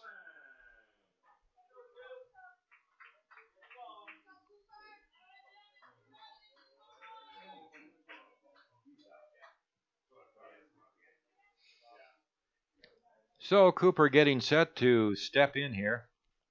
Jeremy Schoenfeld trying to work out of this 3rd inning, giving up just the 1 run. Solano's at first. Mitch Messer in the 3rd base coach's box for the Hardhats, and Jason Hers over at first. Here's the set by Schoenfeld, the pitch. And Bowman takes a strike at the knees.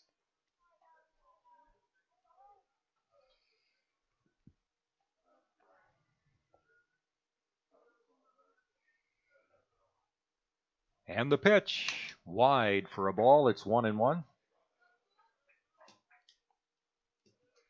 Ferdinand and Kramer with back-to-back doubles to get this inning started. Now Kramer's at 3rd, Solano at 1st. The pitch on the way, breaking ball, strike 2 called, outside corner. 1-2 on Bowman.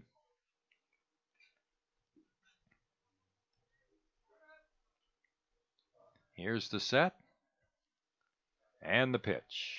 Swung on and popped up on the infield. Who's going to grab it? Running up. Nope, the catcher's going to take it to the left of home plate, about 2 feet foul, 15 feet to the left of home plate. And the catcher, Smith, grabs it to retire the side. Good play by the Bandits catcher. 1 run on 2 hits for post 22. And they leave a couple of men on. No errors for the Northwest Bandits. 3 complete. Northwest Bandits 13. Post 22-1. You're listening to Hard Hat Baseball on ESPN Radio from the Anytime Auto Sales Press Box. We'll return in just a moment. Coke Zero goes with things like this. This. And this. Coke Zero tastes like this. He shoots! He scores! It sounds like this. It feels like this. So when the game is on, try it with this. Coke Zero. Real Coca-Cola taste. 0 calories, 0 sugar. Well, the Hardhats are all set now for the top half of the 4th inning here at Bailey Brayton Field. Tom mentioned earlier they have to climb Mount Everest to come back into this ballgame. They're already off to a decent start on that climb up the mountain. They've knocked in a run and registered their first 2 hits of the ball game. However, they still trail 13-1 as we head into the 4th frame of action. Numbers across the board. For the Northwest Bandits, it's 13 runs on 6 hits. No errors charged to them on defense. And for the Hardhats, it's 1 run on 2 hits with 2 errors in the field. Mark Vanetti and Tom Rudabush alongside you for the action in the championship semifinal of the Palouse Summer Series. Holden Jackson's first pitch of the inning to Tyler Owens, the new center fielder, is hit right to center field to his newest counterpart, and Riley McSherry, who took over for Connor King. So McSherry gets the F8 in his first play. 1 up, 1 down brings us back to the top of the order to the left-handed hitting left fielder, Luke Partington. Unfortunate to see Connor King come out of the ballgame after that collision he had at second base. First pitch from Jackson out of the top of the order, and Partington misses low for ball 1. 1-0 the count. Partington on the ballgame 2 for 2, a single, a 2-run RBI double, a base on balls, and a pair of runs. Next pitch from Jackson rides inside, 2-0.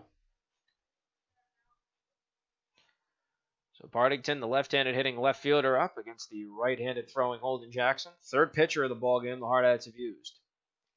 2-0 pitch skips low, and the count's now at 3-0.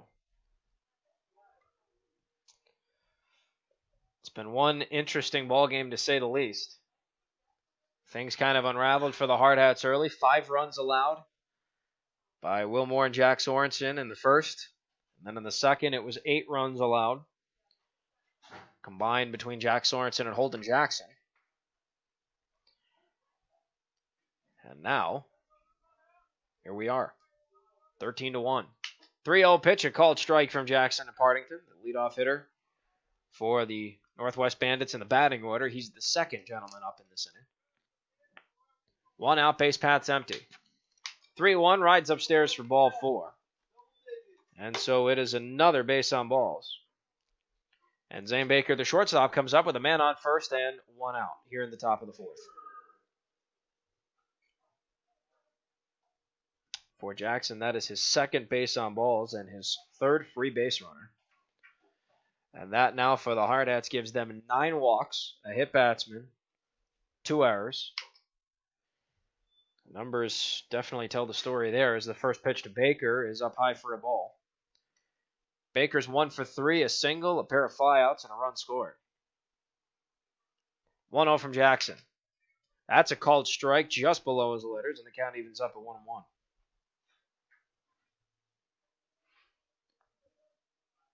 Should the double play not end the inning, Jack Vonderhaar, the left-handed hitting right fielder, is on deck. Next pitch, a called strike. Ball and 2 strikes now the count to Zane Baker, the shortstop. He has a man on first and 1 out here in the top of the 4th. His team in the driver's seat. The Northwest Bandits up 13-1. 1-2 pitch. Swung on. Ball's popped up. Foul territory behind home plate, and it is just shy of the fence. Stayed in play. Holden Jackson came sprinting off the mound to make the play. Timmy Paris never saw the ball. He never moved out of the catcher's box. And the ball landed about 2 or 3 feet in the field of play, but Timmy just never saw the ball, and nobody from the Hardhat defense helped him out, except Jackson, who came scurrying in from the mound. The count holds at 1-2, and the pitch just misses outside on an off-speed breaking ball. 2-2 now the count. That was a very awkward play there. Normally, Timmy locates those right off the hop, and that would have been caught.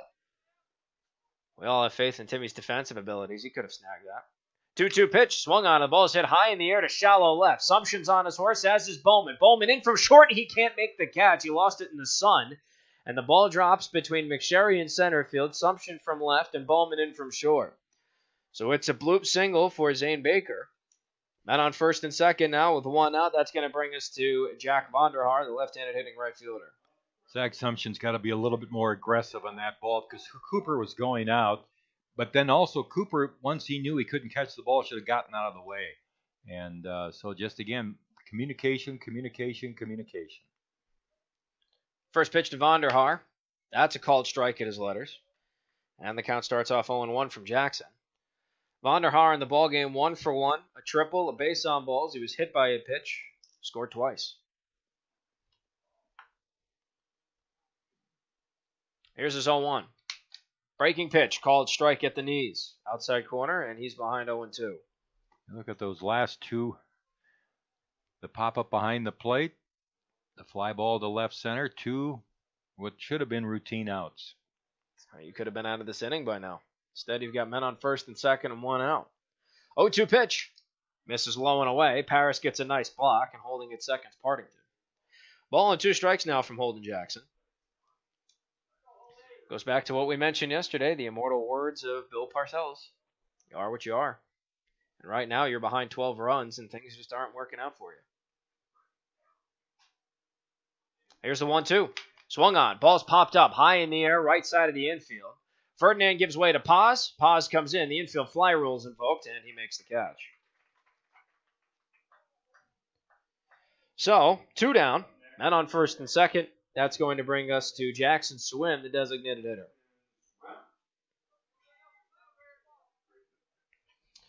So the infield fly rule and a catch from Walker Paz retire Vonderhaar.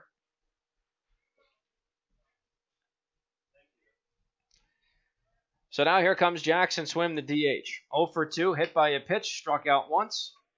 Came around to score once, and he looks at a first pitch strike from Holden Jackson.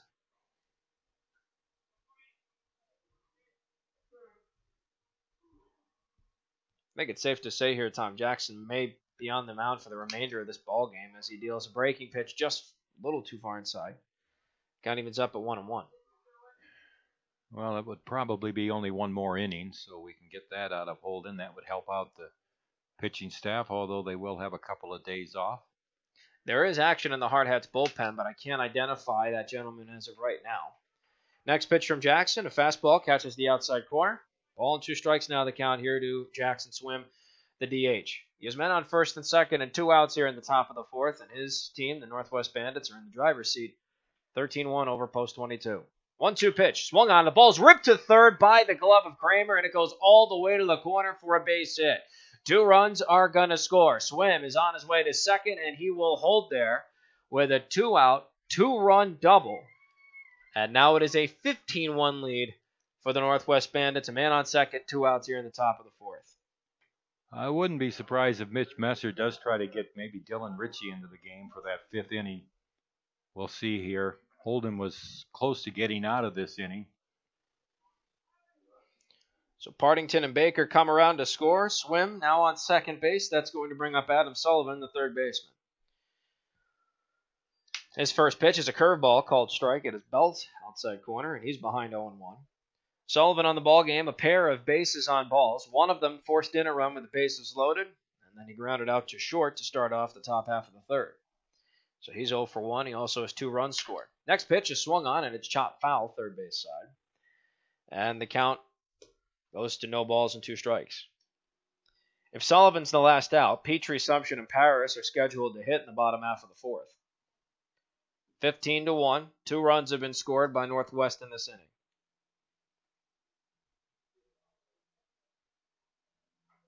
Jackson, a quick look at second. Here's the 0-2 pitch. Rides just far inside. And now it's a ball and 2 strikes to Sullivan, the third baseman for Northwest. Sullivan keeps the inning going, then Hunter Cook, the left-handed hitting second baseman, is on deck. 1-2. Swung on, the ball's popped up, foul territory. And Ferdinand's making a play on it, and Ferdinand can't hang on to the ball. What a close play that was. Right at the fence, it was in his glove and just popped out as he made contact with it. Got to credit the play there by Luke Ferdinand. Almost snagged it. Tip your hat to that gentleman. That was not an easy play, and he almost came through. So the count will hold at 1-2 here for Sullivan. And Jackson deals. Caught him looking. Strike 3. And that's his second strikeout in relief, and that will end the top half of the 4th. The Hardhats surrendered 2 runs on the power of 2 hits. There were no errors charged to the post-22 defense. There was 1 man left on the base path, and he was in scoring position.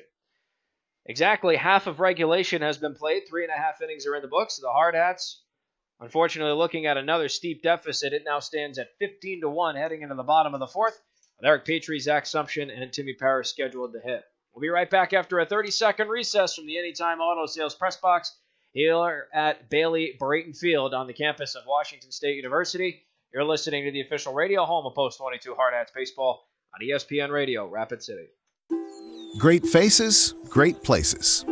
Wet paint? Yep. And around here, when great places need a little love, great faces band together. Each year, First Interstate Bank employees help local organizations put a fresh coat of paint on homes of those in need.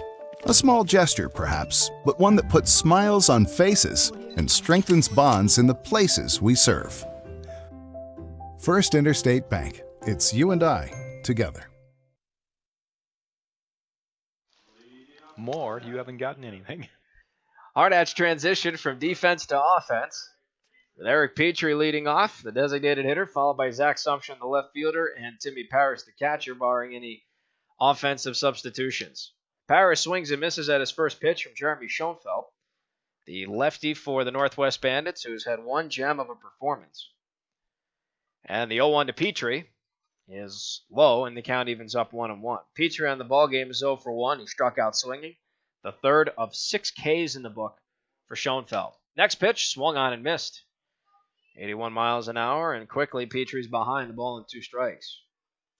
And Schoenfeld is quick to work until Petrie finally calls for time. And now it looks like he's ready to go. 1-2 pitch from Schoenfeld to lefty. Swung on, and the ball is hit to third, and by the diving third baseman Sullivan, it's into left for a base hit. So Eric Petrie leads off the bottom of the 4th with a leadoff single. Nice poke under the diving Sullivan at third. Leadoff man's aboard. That's going to bring up Zach Sumption, the left fielder. Zach Sumption on the tournament came into this game batting .500. He has 3 doubles and 2 singles, 5 for 10 coming into the ballgame. And the first pitch he sees is low from Schoenfeld. And he's ahead 1-0. Sumption also struck out. He was the 4th of 5 consecutive Ks from Schoenfeld in the scorebook. 1-0 is fouled. The count evens up at 1-1. And those strikeouts were the last 2 outs of the bottom half of the first and all 3 in the bottom of the second. So you got to give all the credit in the world to the lefty from Northwest. His team's up 15-1 over the Hardhats. 1-1 pitch, just missed outside. 2 balls and a strike now to Sumption. Hardhats have a run on now 3 hits with 2 errors in the field. Northwest 15 runs on 8 hits. No errors. Next pitch, misses again. 3 balls and a strike to count here to Sumption.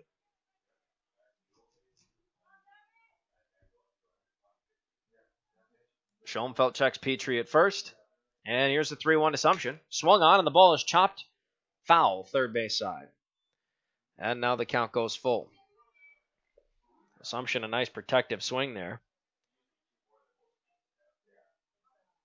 So 3 balls, 2 strikes now the count. And payoff pitch from Schoenfeld. Swung on, and the ball is pushed into right field. It's going to drop for a base hit. Petrie's going to hold up at second, and Sumption gets a nice poke. Back-to-back singles for the Hardhats. Men on first and second, and that's going to bring up Timmy Paris. Actually, no, they're making a substitution. Pinch hitting for him is Todd Stevens, the catcher. So Stevens will come in to hit for Paris, who went 0 for 1 with that strikeout. Todd Stevens making his first appearance of this tournament. On the season, he's hitting .455, 10 hits on 22 at-bats, 1 home run, 4 doubles, and 11 runs batted in. He has an opportunity to knock one in here. So now Todd Stevens getting his first look here in the Palouse Summer Series. And his first pitch is swung on, and it's bobbled by the third baseman, Sullivan. Petrie's going to run it out to third, and everybody's safe. So it's an E5 for Todd Stevens. But he keeps it rolling for the Hardhats, and now every base is occupied. And that is going to bring up a dynamic, red-hot Luke Ferdinand. Ferdinand has a double already in this ballgame, but in this tournament, he came in hitting .364, has his third double on 5 hits in the tourney, and 6 runs batted in. He has a chance to possibly add 2 more to that total. His first pitch misses low for ball 1. 1-0 the count here to Ferdinand. Nobody is out. The bases are loaded here in the bottom of the 4th. The Hardhats are down 14, just trying to spark something. 1-0. Low and inside. 2 balls, no strikes to Ferdinand.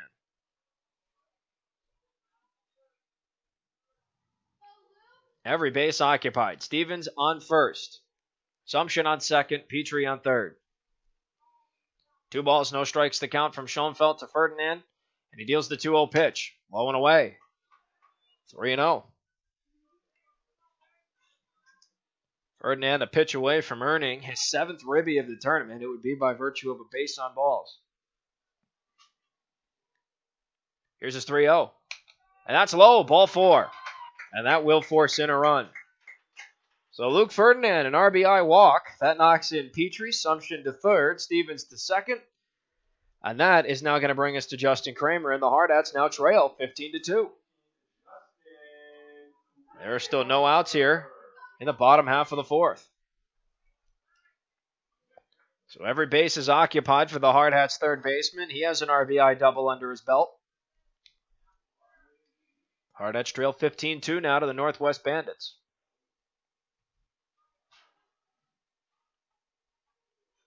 Catcher having an issue with his paraphernalia, trying to fix his equipment. And it looks like in just a few moments we'll be right back to it. Kramer only 2 hits in the tournament. One of them is in this game. Again, an RBI double. Knocked in the first run of the Hardhats, who was Luke Ferdinand. First pitch. Check swing up high. They're saying it's a foul tip. And he's behind 0-1. 0-1 pitch to Kramer. That's high and away, and the count evens up at a ball and a strike. Ferdinand on first, the RBI walk. Stevens reached down an error. He's on second. Sumption singled. He's on third. Next pitch to Kramer is fouled. That is out of play, first base side, and now he's behind a ball and 2 strikes. Schoenfeld was kind of unsettled by that error at third base when it looked like it was going to be a sure double play. And instead, the inning continued. 1-2 pitch. Swung on and missed. Strike 3. And that is the 7th K for Schoenfeld in this start. 1 down for the Hardhats. The bases are still jacked, and that's going to bring up Riley McSherry, who came into the ballgame for Connor King after he was ruled out at second base and seemed to have collided and injured himself. First pitch. Inside, ball 1 to Riley McSherry. McSherry batting .231 coming into this ballgame, just the 16th game in which he has reached the batter's box. And the 1-0 pitch. Swung on and the ball's hit right back up the middle. Stop is made by the second baseman. Cook throw to first is in time. They got it. A 4 unassisted 3 double play, and that is going to end the bottom half of the 4th. Well, the Hardhats get a run. They do so on 2 hits. 1 error was charged to the Northwest Bandits. 2 men left on. And at the end of 4 innings of play, the Hardhats still trail, but they chip another run in there. 15-2, Northwest has the lead. We could be possibly coming up on the final inning of the ballgame, folks, and due up in the top of the 5th. 6, 7, and 8, Cook, Tilley, and Smith for Northwest. We'll be right back in just a few moments, folks. You're listening from the Anytime Auto Sales Press Box here on the campus of Washington State University to ESPN Radio, Rapid City, the official radio home of your Post 22 Hardhats.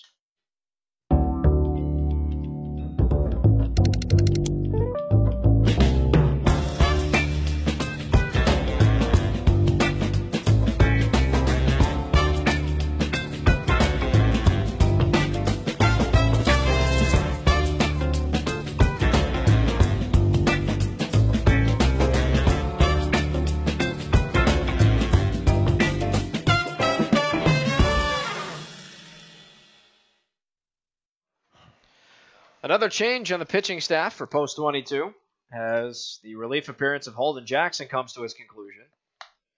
60 pitches for Jackson in relief. He's able to move the game along for Post 22, and now he gives way to number 18, Dylan Ritchie, who comes in for his 6th appearance of the season and his 5th by virtue of a relief appearance. Dylan has 8 1/3 innings of work under his belt, 7 strikeouts to 6 walks, 3 hit batsmen, and a 7.56 ERA. The last appearance Dylan made was that start against the Bitterroot Red Sox on Tuesday. Dylan went the first 3 innings through 67 pitches, struck out 3, walked 2, but he earned 4 of the 5 runs that were eventually surrendered in that ballgame to Bitterroot. So Holden Jackson, 60 pitches of work. And look, Tom, Holden gave the Hardhats a solid chance on the mound when he came in. He got into a rhythm, and like I said, he moved the game along because it felt like for forever we were in the first 2 innings. Todd Stevens back behind the plate.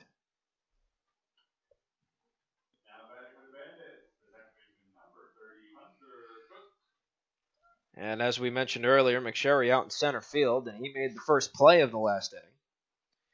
So McSherry's still in for King. Stevens now in for Paris. He's paired up with Dylan Ritchie. We'll see what these 2 gentlemen have to offer here as the pitching-catching tandem. Hunter Cook, the left-handed hitting second baseman, is due up. He's the leadoff hitter in this inning. He is 1 for 1, 2-run RBI double, a pair of bases on balls, and he's come around to score twice. Also, one of those bases on balls was an RBI base on balls, as the bases were loaded. First pitch from Dylan Ritchie, a called strike, low and away. Outside corner, and it's 0-1. You and I were walking out on the field before the game and on the mound, and it's amazing how small that plate looks from the top of the pitching mound. Here's the 0-1. Swung on. Ball's hit high in the air, right center field. Very shallow right center. Walker Paz is going to come in from second to make the catch. So a pop 4 in the book. 1 up, 1 down. That's 3 innings in a row. The Hardhats have retired the leadoff batter, and that is going to bring us to Jake Tilley.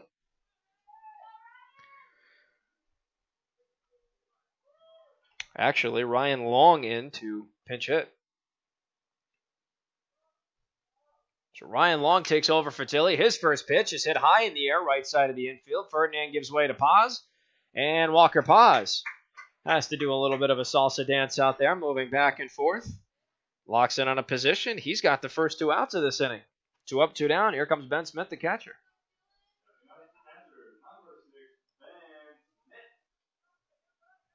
So Ryan Long came in to pinch hit for Jake Tilley. He's retired in his first appearance. Now Ben Smith, the catcher's up. 1 for 2, a 2-run RBI single, reached on a fielder's choice. Issued a base on balls, came around to score, and he looks at a first pitch strike from Ritchie. 0-1 is count.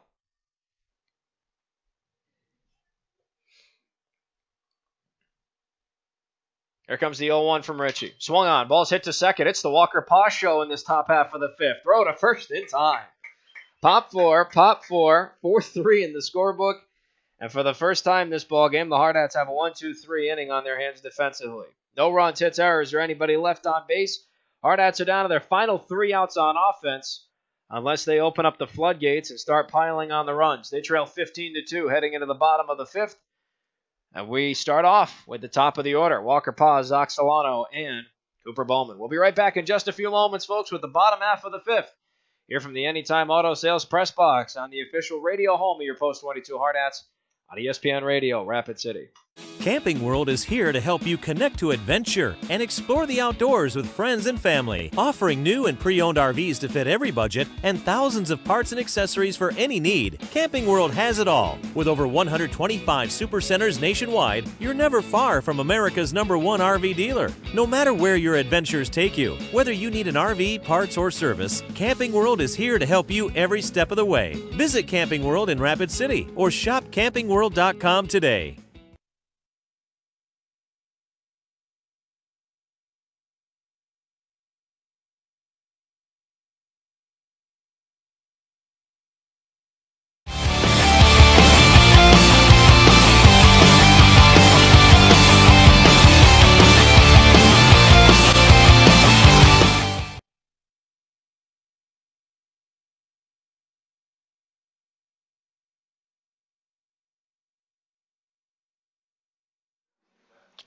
Well, there's a new pitcher on the mound for the Northwest Bandits as we start off the bottom half of the 5th. The stellar start of Jeremy Schoenfeld, the lefty, has come to an end after 4 innings of work and 62 pitches, and now he gives way to number 34, Drew Bees, on the mound.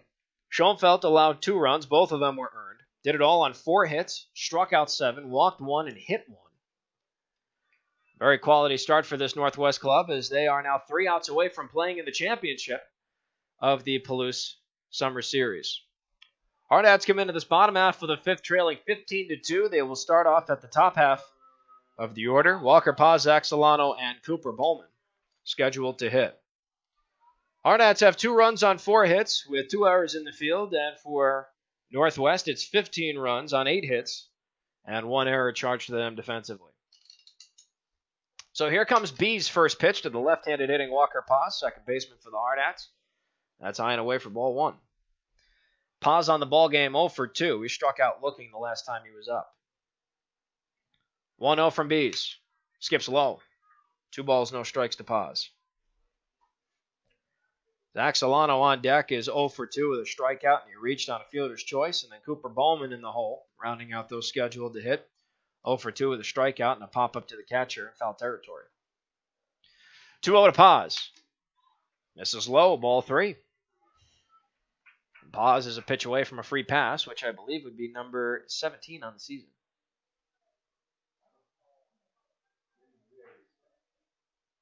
Excuse me, it would be number 20 on the year, and there it is. So Paz walks. Leadoff man is on for the Hardhats in 3 consecutive innings. That's going to bring up Zach Solano.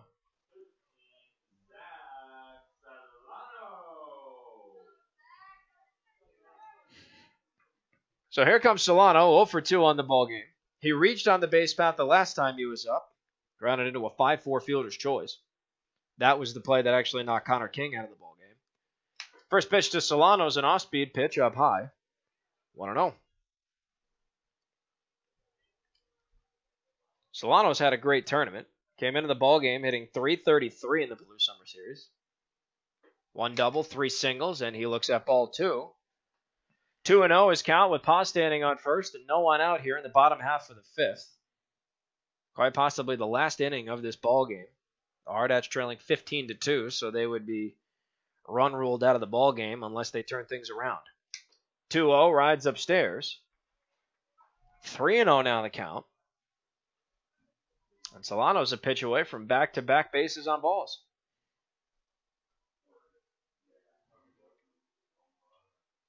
So as Tom would say, he's going to examine this pitch very closely at 3-0.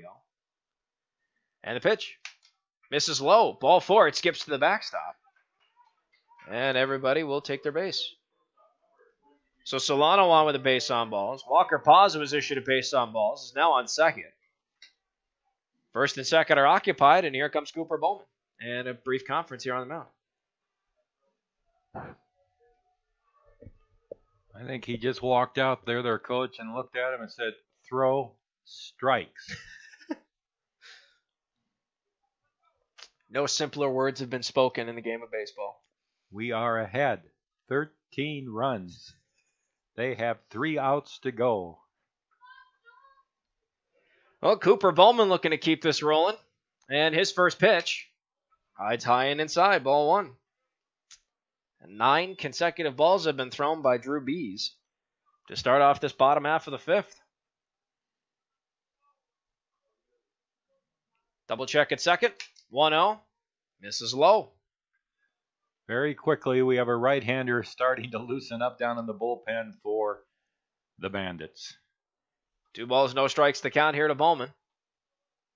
Bat has yet to come off of anybody's shoulder for the Hardhats in the batter's box. 2-0, there's a called strike. Off-speed pitch right at the belt of Bowman, 2-1.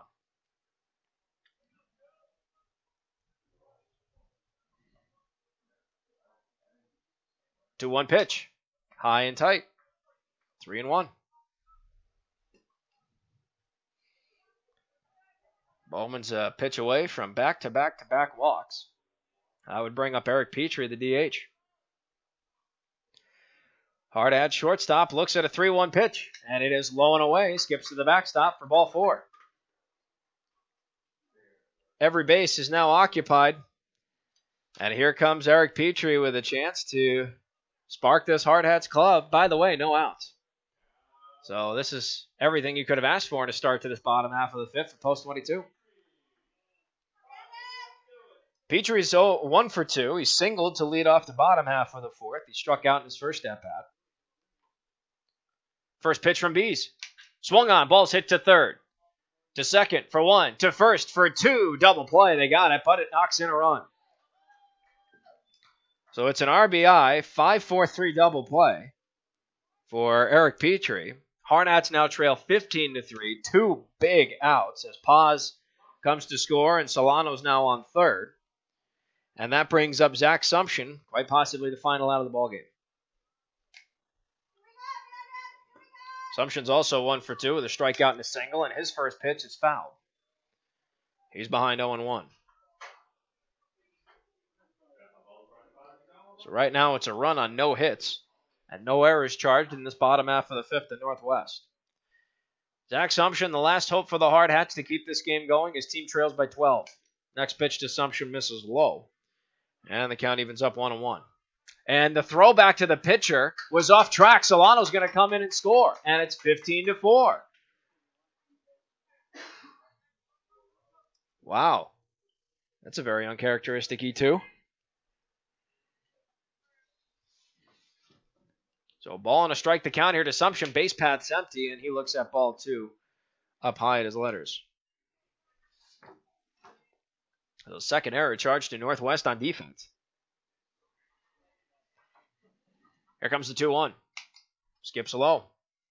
3 balls and a strike now the count with Todd Stevens on deck. He reached on the first error of the ballgame charged to Northwest back in the bottom of the 4th. That was an E5. Hardhats now trail by 11.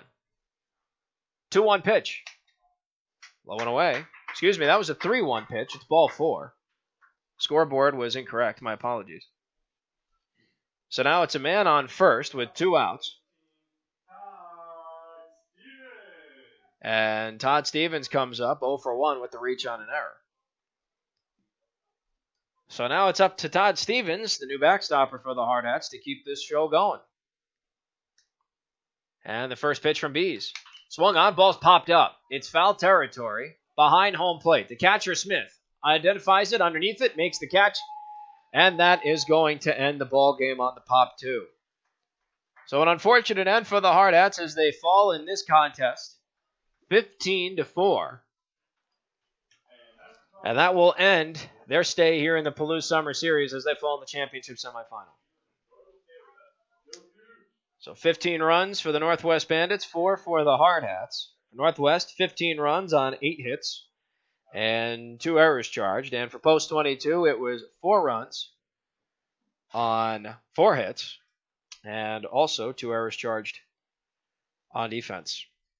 We'll take a quick recess, folks. When we come back, Tom and I will wrap up our thoughts on the Palouse Summer Series, how we would have liked things to have gone better in today's championship semifinal, but we'll still give you our thoughts and comments. We'll set up the firecracker and get ready for our very, very, very long bus ride home back to Rapid City. Stick around, folks, from the Anytime Auto Sales Press Box. We are broadcasting on the campus of Washington State University, and you're listening to ESPN Radio Rapid City, the official radio home of your Post 22 Hardhats.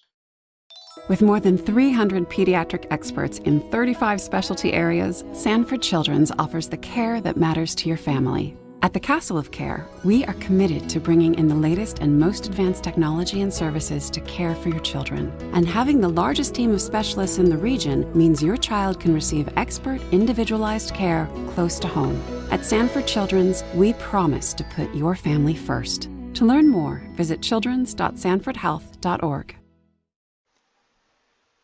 Post 22's 12-game winning streak has come to a quick halt here this afternoon in Pullman, Washington, as Post 22 loses in the semifinals of the Palouse Summer Series by a score of 15-4.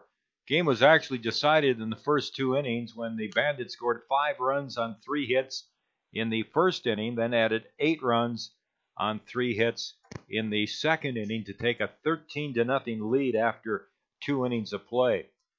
With the win, they are now 17-4 on the season.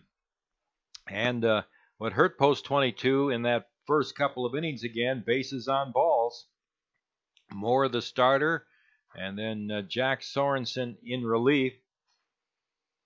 Issued 7 walks in the first couple of innings, plus a hit batsman.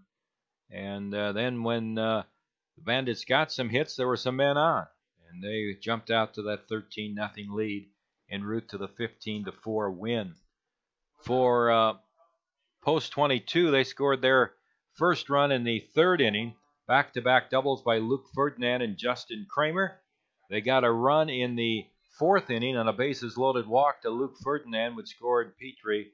And then they picked up 2 runs in the 5th inning without the aid of a hit. They received 4 walks, and that was their final 2 runs of the game. So not much to say about this one. Post 22, 33-4 on the season. Down the Bandits 17-4 move into the championship game. Unfortunate to say, Tom. And like you said, the game was decided in the first 2 innings. Will Moore, he's tasked with the big job to get the Hardhats into the championship final of this tournament, and he just didn't have control, is really what it came down to. Will's stat line, he only went 1/3 of an inning to start off the ball game, allowed 5 runs, all were earned, 3 strikeouts, not a single walk, a hit batsman, and then 2 hits. And he did it on 36 pitches. And if his control was better, maybe he gives up a run or 2 here and there.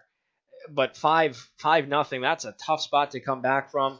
Jack Sorensen was thrown in such a bind when he had to relieve you. The bases loaded after Will Moore knocked in back-to-back runs because of bases on balls with every base occupied. Jack then gives up a 2-run single, gets the double play to end it. So you think he's got that momentum to go into the second inning, but then they put up an 8th spot, and it was just a complete lack of control from Hardhats pitching. They just couldn't find the zone. They were walking batters. I think the total walks here, Tom, it was 9 walks as a pitching staff, the 2 hit batsmen, and then 2 errors. So that's 13 free base runners that you could have easily avoided, and they scored 15 runs. So think about that for a second. That really puts the game in perspective. 13 free base runners and 15 runs scored. So it was a great tournament for this Hardhats club. This game is not indicative of how well they played throughout the tournament, but it is a shame to see it end the way that it did. Well, as we said yesterday, the Hardhats had everything go their way yesterday. They beat a very good Washington A's team that had an off day, and Post 22 won that game 14-0. And the tables were just turned here this afternoon in Pullman. So on we go. We head home now, and then on Wednesday night, the Firecracker Tournament opens, sponsored by Camping World. And that'll run Wednesday, June 28th through July the 4th, a Tuesday night for the championship game at 5 p.m. One game on Wednesday night to open up the Firecracker. That is Post 22 and Las Vegas. 7 o'clock will be the first pitch. You'll hear it here on ESPN Radio Rapid City. Also, you can watch it on Hardhats-TV. For the opening game of the Firecracker, should be a great tournament with Eden Prairie in town, Missoula, Montana, Rocky Mountain out of Colorado, a Utah team, Yakima, Washington, Premier West out of Colorado. Lots of great baseball. We hope to see you at the ballpark beginning Wednesday, June 28th with Post 22 and Las Vegas. Good day, Mark. Good day to you, Tom. I will see you on the bus. We have a... Oh, I'm flying home. Didn't you know that? Oh, yeah. Where's my first class ticket? You got your checkbook? Is that a trick question? Well, I will see you for a very, very, very long trip home. It'll be good to get back home, and like you said, with the Firecracker, it'll be good to keep an ongoing Rapid City tradition going on Wednesday with the first game against Las Vegas. Thanks for a great road trip, Tom. We'll see you when we get back home. For my partner, Tom Rudabush, our director of Hardhats-TV, Destined Human, this is Mark Benetti saying so long. Enjoy your Sunday afternoon, and we'll see you back home in Rapid City after a very long bus ride that will set up the Firecracker starting off on Wednesday.